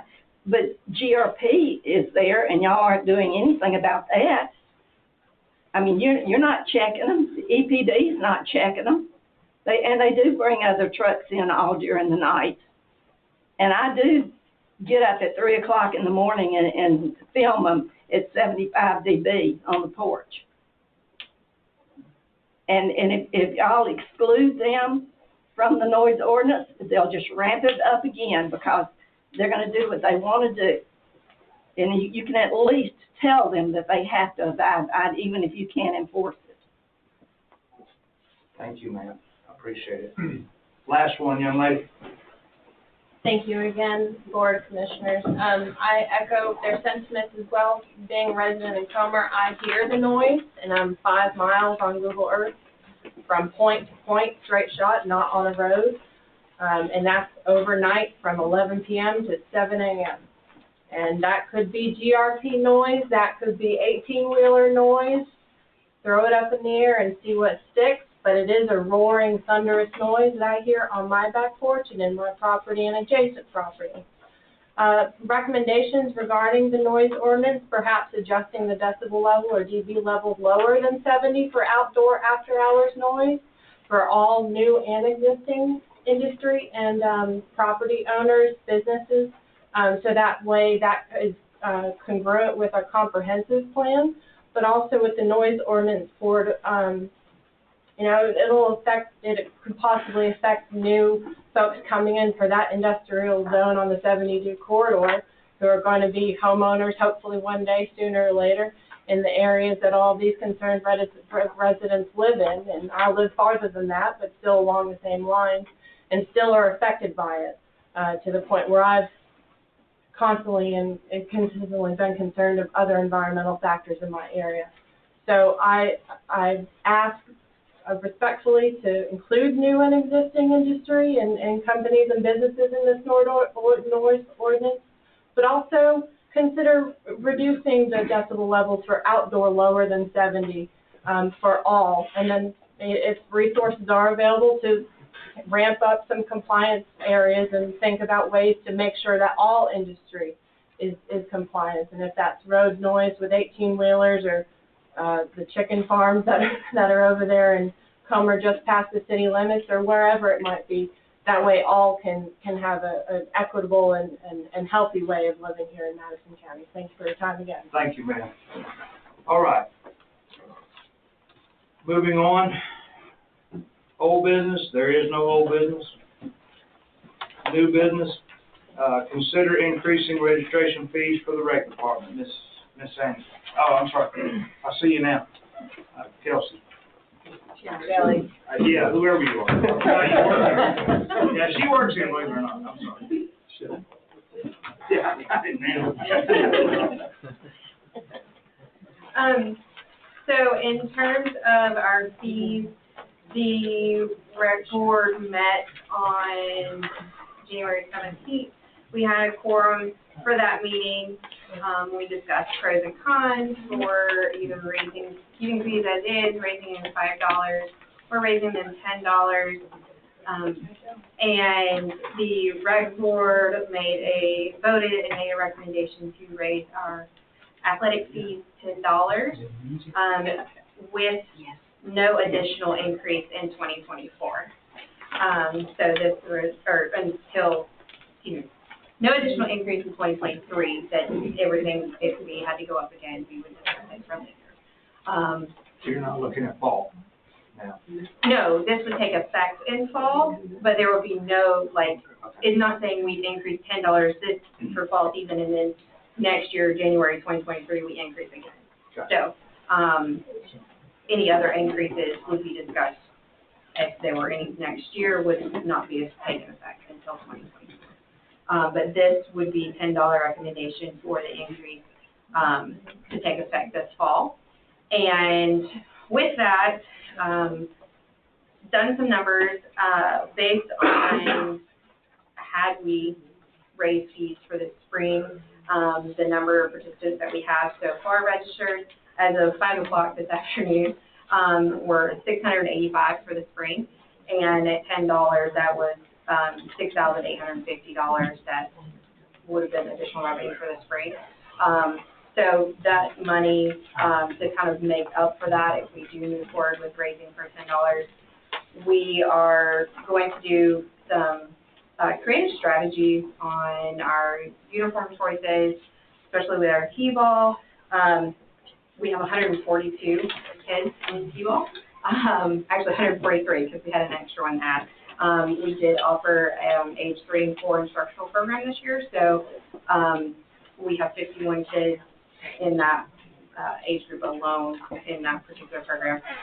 But for the 5 and 6 year olds going with, we've heard some things about them not being able to tell their teammates apart. They're ready to go with multicolored, like they can choose their own colors going back to, not just the red, the gray, but they can be, if they want to be bright green or anything like that. Those are some cheaper options that we can do to kind of help offset this cost, because we are not going to be able to be 100% wash with our revenue and our expenses for the year.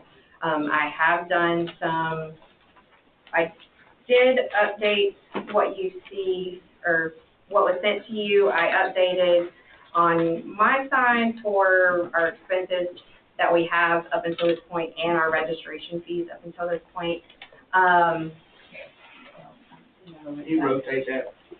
Not in, I don't think not she that can do it far. now, I'm just gonna let me do it. That's fine.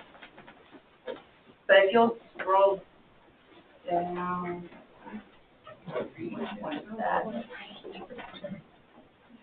Is that the first one? This is the very first one, yes. Right, I meant there were 3 sheets in that, the one was the original, one was the $5, one was the $10 one. What I did was I took the $10 one, and adjusted, basically updated it for our current numbers for registration so that, revenue would be in there. The rest of it is still estimates, for the revenue side, but it does have our current numbers in there. And then, as far as the expenses, I updated the expenses on what we have currently purchased as of today for the season, and what we are paying out for our, or what we paid out for season basketball officials. And based on that, again, everything else still in there being estimates, we're still in the red by about $2,800. So we still have to do a lot more creative thinking on that, but those are kind of just updates on what we have as of right now. And I can get that to you. Thanks to print out a Based off of our signups, which you let me know about today, it looks like we're gonna have a record year on signups. So I did look at numbers between this year's signups and last year's spring. Last year for spring, we had 729 registrations. Again, like I said, as of today, we had 685, so we're down about 6.5% from last year currently, but we do still have registration through Thursday. And again, Angela, she's the peer she talked to, basketball registration, we had over 30 late registrations. I think she said it was 37 we had total for late registrations during basketball. And as of today, we left, we had 10 for the spring. We still have 3 days left, so those numbers keep going up. Our younger numbers are very large, so we're going to be needing lots of space to put everybody. So, but as far as some alternate things to, like I said, being creative with our costs and everything, there are some grant applications that we are working on. One of them specifically, since we are starting or having the 3- and 4-year-old T-ball, is Major League Baseball has a youth foundation that is a grant. There's no deadline to apply. It's a rotating grant, you know, so you can apply at any point, and it's not just for programs, but it's also for like equipment. It could be for fields. I spoke with the chairman today about if y'all last year at Mize, when we had 12 teams and just the T-ball, we had our temporary field set up over at Mize, and we've looked into getting actual temporary fencing that can be used, and so it makes everything look a little bit nicer. Those can be used not just in T-ball, but for other departments can use them for barricades and things like that. But those type items can still be used with this grant. So we are in the process of working on applying for that, as well as a couple other ones through GRBA with new initiatives. So, have any questions? So you're just looking for a $10 approval for a $10 increase, right? Yes, sir. That's the recommendation. That's the recommendation of the rec board, and we agree with that. No, we have to approve this. I guess it goes to your budget, so. Correct. Well, I make a motion that we approve it. I have a motion by Commissioner Kurtz, second by Commissioner Doster. Any discussion, gentlemen? And this will take effect in the fall? This will take effect in the fall of this year. If approved, we actually already have an article for the paper, and planning on doing a lot of, promoting and advertising when, like, throughout the summer and everything, and before registration really gets opening for the fall season, to make sure the community knows why we are raising the fee. It's not just, you know, that we want to make more money, you know, which is what everybody says, but it's because the cost of. You know, let's get that part right up front. So these numbers were compared with other counties. We increased last year and we were still low, with the inflation. I mean, shirts are 25% higher than it was. You know, if inflation's 18, and the rest of it they just gouge. I'm just being honest. So we're still behind everybody else, but we're gonna make do. As you heard, she's still in the red. That needs to be highlighted. We're still in the red, not the black. In this particular, for instance, is a good thing. Yeah. Just so everybody knows. All right. So y'all still doing your scholarship for those who may not be Yes, financially able? we are. We've already sold 2 more signs for this year, so that money has gone into the scholarship program as well. So we've had, quite a bit of interest out, I won't say interest, but we try to get it out there that it is available, if anybody needs it. So, and like, number one, your idea or your comment about trying to be creative and stuff, and I appreciate that. And, you know, we all need to stretch our dollars the best we can, and I appreciate that. I guess, just things we don't know, you know, how much umpires may go up, fuel costs. You know, I'm not fussing, I realize the fee will go up in the fall, but maybe just, you know, early summer, late spring after the season kind of, you know, starting to wrap a little bit, maybe just like, come help us dissect it to see if we need to be looking further out for adjustments here or there. Absolutely, yeah. Just trying to stay on top of it. That's one thing, like, and I know, y'all, the chart that y'all have in front of you, that is actually, that's gonna go in paper. A lot of the other agencies around us have increased, because of, you know, everything's gone up now. But for long-term, on focusing on what we can do to push our dollar. But you gotta make sure you know, chat with us, not just getting to the end of the year because you think we approved $10 tonight. No. Keep coming to us is what I'm trying to say. Oh, don't worry. I have a list of things I'm gonna come and ask for. No. You know, but it is a good story for Zach to really run about Parks and Recreation, what it costs to run one nowadays. The fact that you can't find referees, you can't find officials, and it's no more, there's a lot of parents take the kids, they drop them off and they go. They say, well, I'm gonna run to Ingles while you're at practice. You know, used to, Dad was there, or Mom was there, somebody was there. But it's no more, so. Yeah. And the reality is that the county's growing housetops. We haven't grown that much with commercial or industrial property. Right. And because of that, houses don't pay for things like rec department. Because as more kids move in, increases the taxes, and you know what we pay on taxes for school taxes. Mm-hmm. And then that increases the number that expect that the recreation department's going to service them. So we got to have a balance in this county and those things. So, you know, we need to make sure we're looking at it the correct ways, and I appreciate y'all trying to squeeze this off. Any more discussion, gentlemen? Hearing none, Frank? Yes. Yes. Yes. Yes. Yes. All those young ladies, motion carried. Thank Thank you, sir. Road updates. So there's a continuing milling and patching on Moons Grove, Church Road, Booger Hill Road, and East Commerce Road, and in Bryce Landing currently. A lot of questions been called in about that. Understanding what the patching means. The patching means we're preparing the road for paving. Bryce, we had some calls from Bryce Landing, thought we were just going to leave it looking like a patched quilt because of the different colors. That's not the purpose here. I will tell you that we've exceeded over 20 miles of patching. That's a lot of patching, and you're talking about sections. Pipes have been replaced on Kurt Langford and Holman Archery.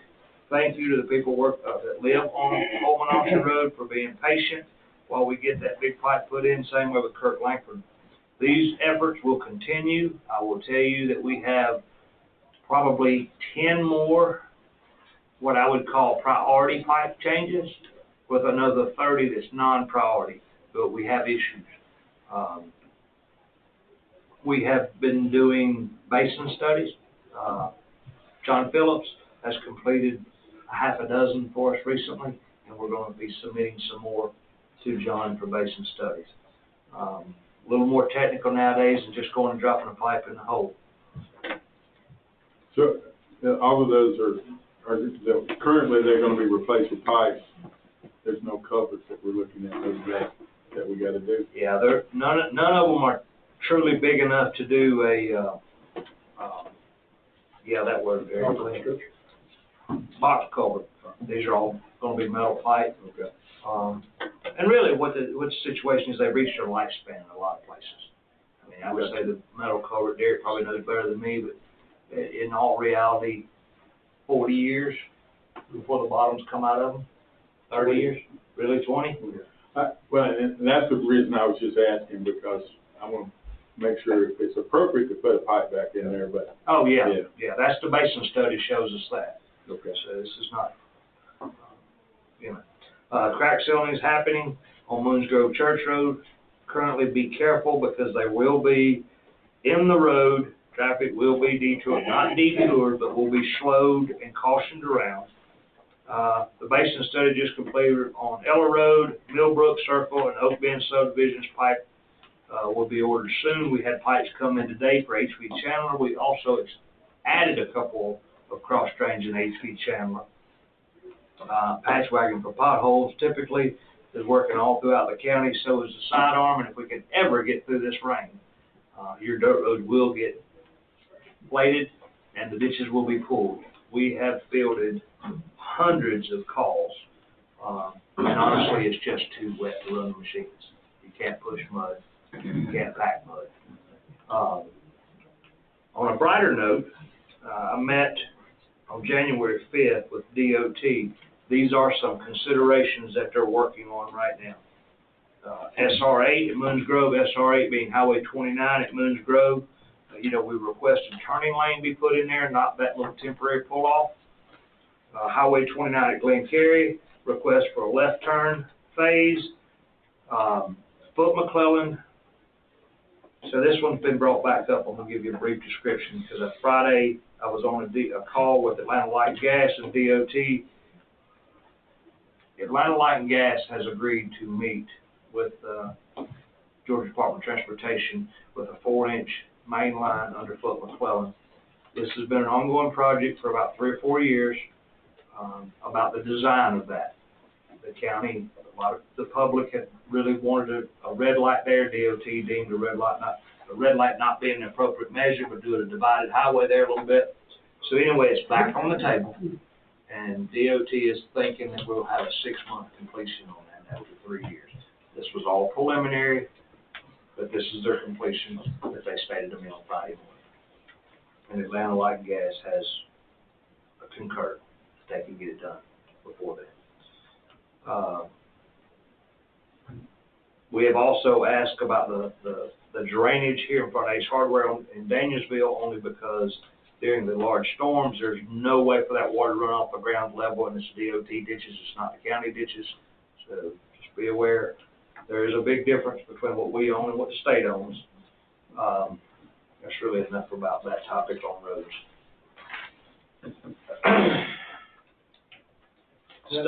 I'm sorry. At Glen Cary, is that on that left turn arrow there at the red light off of Glen Cary onto? Correct.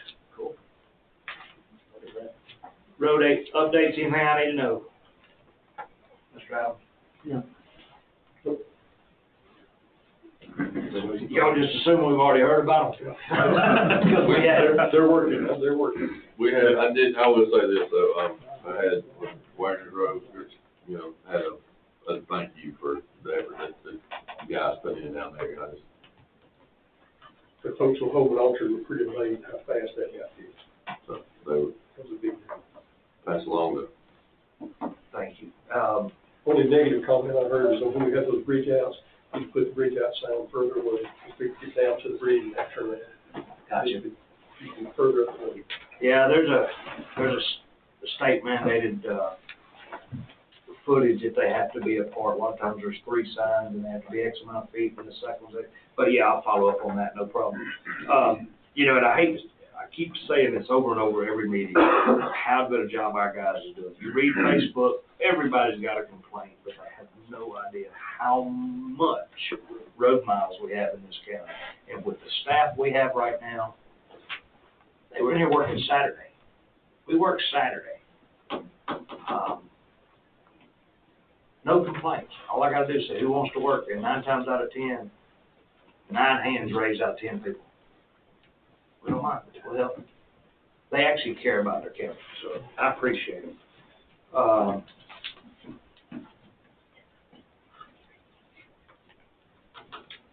need to add an urgent matters to this before I go from statements, remarks from citizens. We've had an applicant. We've had several applications, but we have an applicant for the finance director, long awaited since our last one departed into retirement back in July 1st. Ms. Kathy Figueroa, I got that one right. But anyway, so we have an applicant that has been vetted through Kathy, through HR Tracy Dake. I sat in on the interview, and at that point, I think I sent everybody a copy of the resume. And for the 2-week notice purposes, I'd like to try to get it on tonight's meeting for a vote to hire, or I'll ask for a motion to hire Ms. Susan Payne.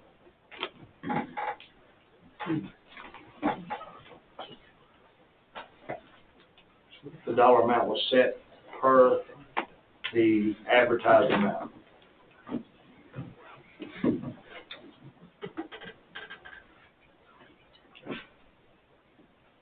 I don't know well enough to know when we have to be by the chairman's recommendation. Zach knows, I personally worked with her for 8 years at the city of Danielsville. She came recommended by Mark Perry, who also worked with her at the city of Danielsville. Most of your cities know, Kathy knew her from working with her at the city of Danielsville. Pretty fluent in everything that we run here currently. And I'm not going to sell that applicant short, but we've not had an overabundance of applications for any job, as you heard me state earlier. But Kathy's ready to home, just to be honest.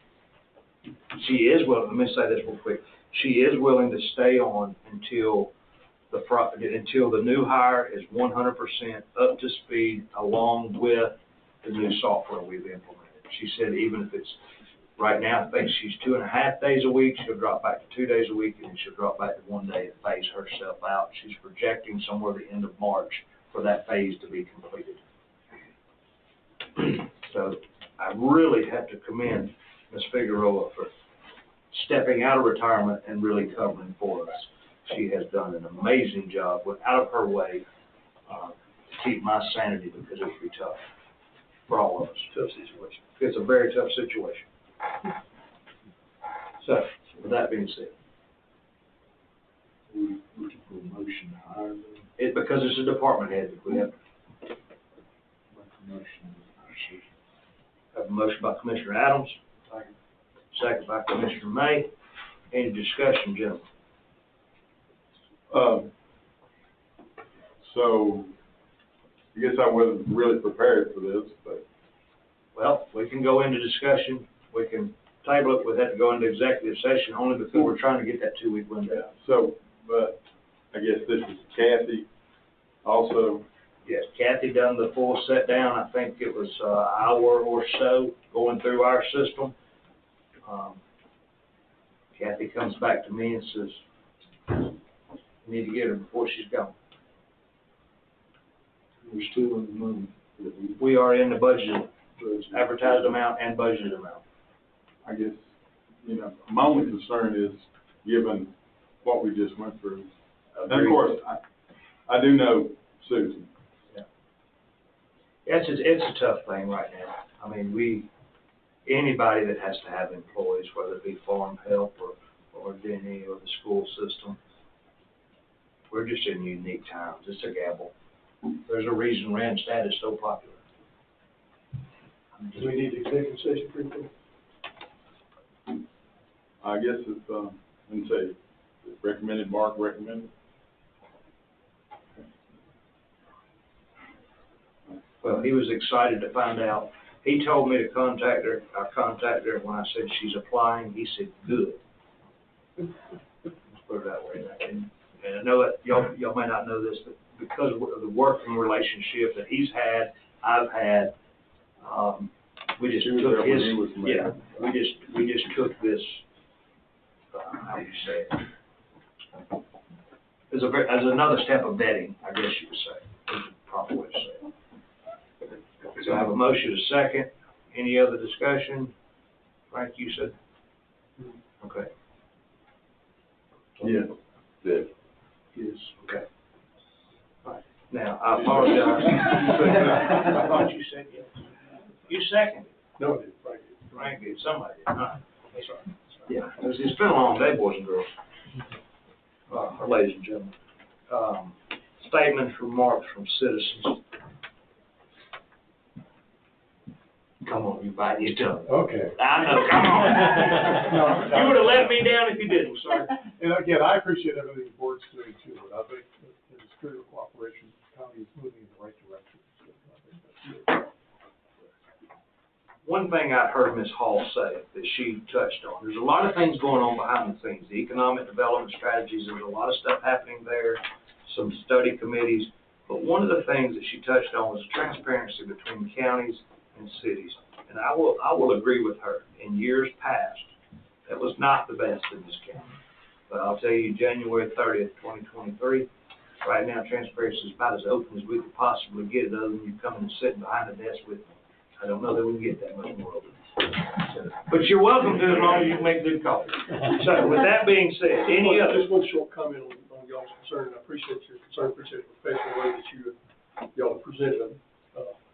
Specifically on the water recharge area, potential water recharge areas, don't get too concerned with, and this is Terry Chandler's opinion, it's not Commissioner States.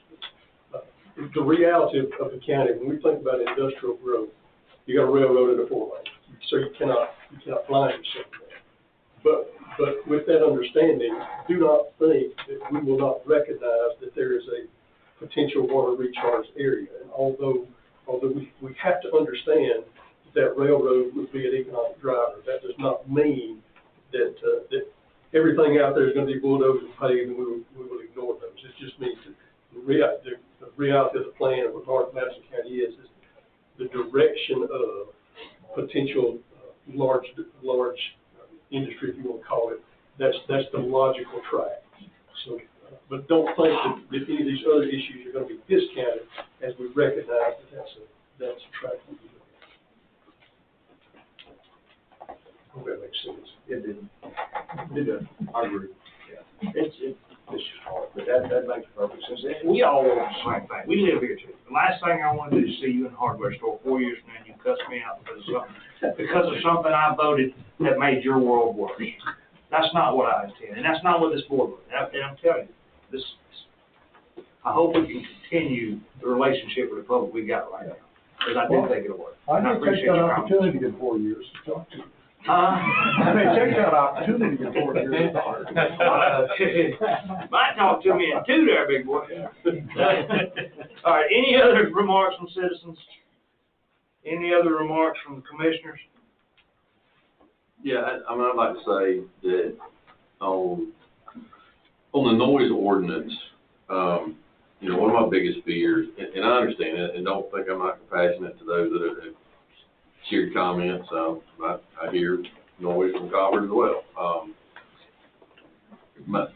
What I'm getting at is my biggest fear, not to stifle anything that we're doing, but is, the perfection is the enemy of good, and trying to get something, I think I have it on the minutes that, some of my original comments was that there's no good noise ordinance, period, because you can't capture it all, or if you do capture it all, you can't afford it.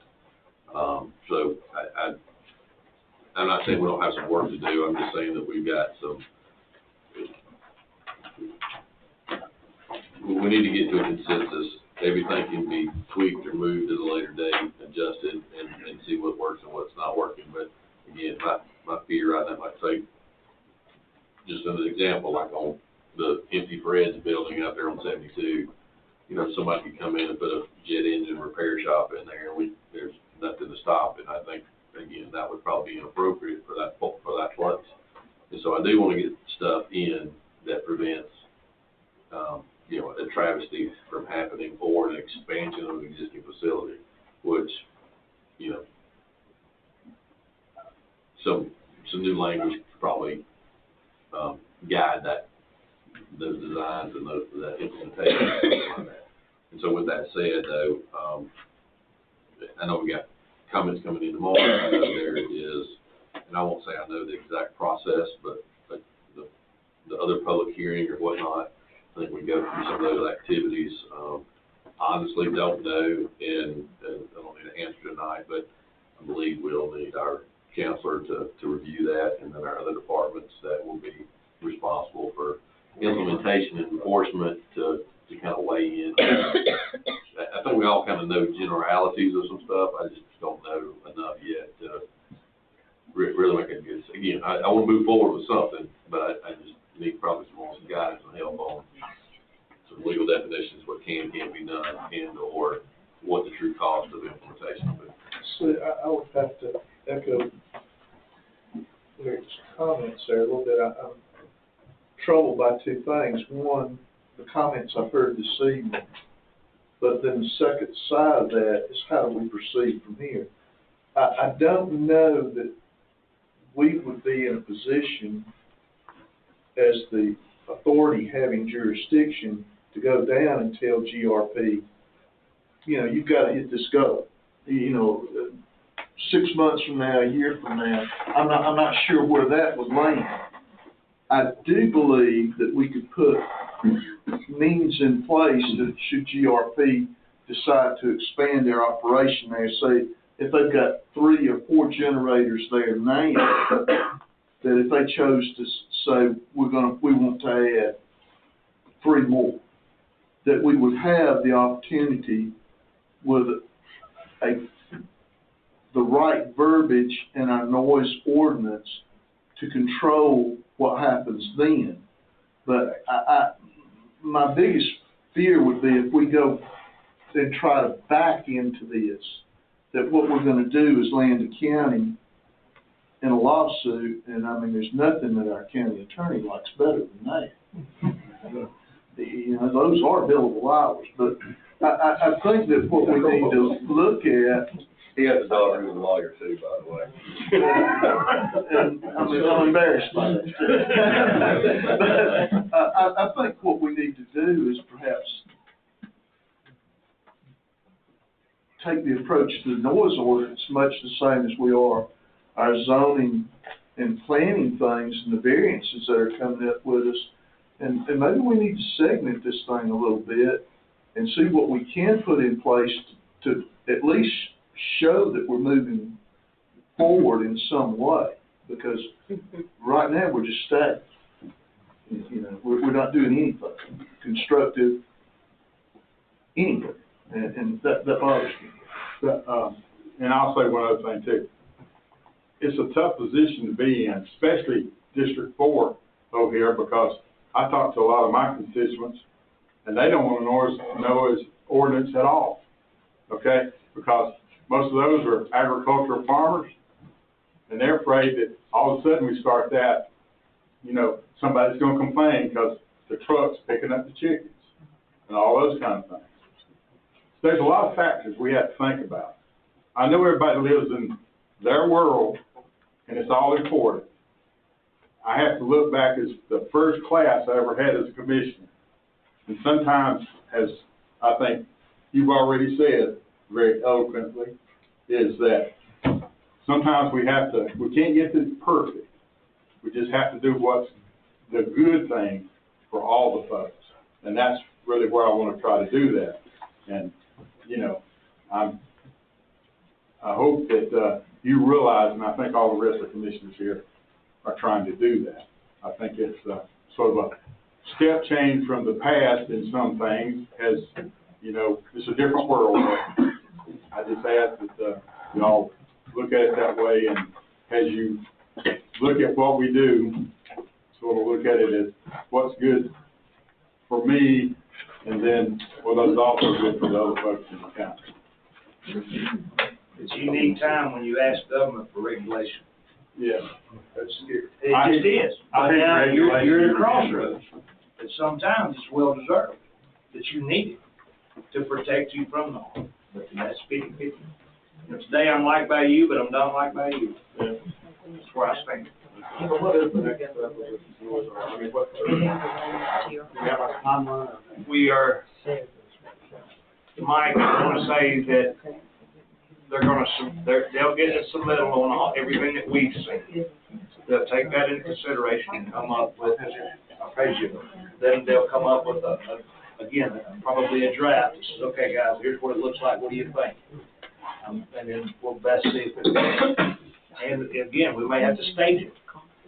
I don't know, I know we've kicked this ball for about a year and a half. It's took a long time, but I think they've done it right. And I think it's up to us now to figure out what the parameters is on right. That suits everybody, all 30,000 people. I'll have to follow up with you after I speak with them, to be honest. Executive session, to discuss real estate acquisitions, personal matters, potential litigation, sir. No, sir. There you go. Move to adjourn. Good job, guys. Oh, yeah. I bet my. All right. I'm gonna go ahead and say it.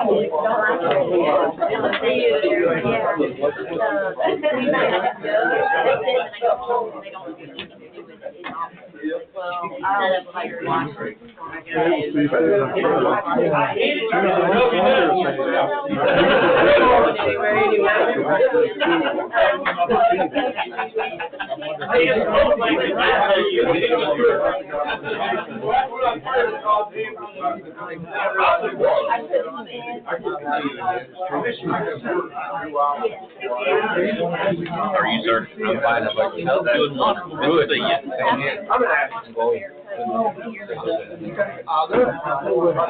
Yeah.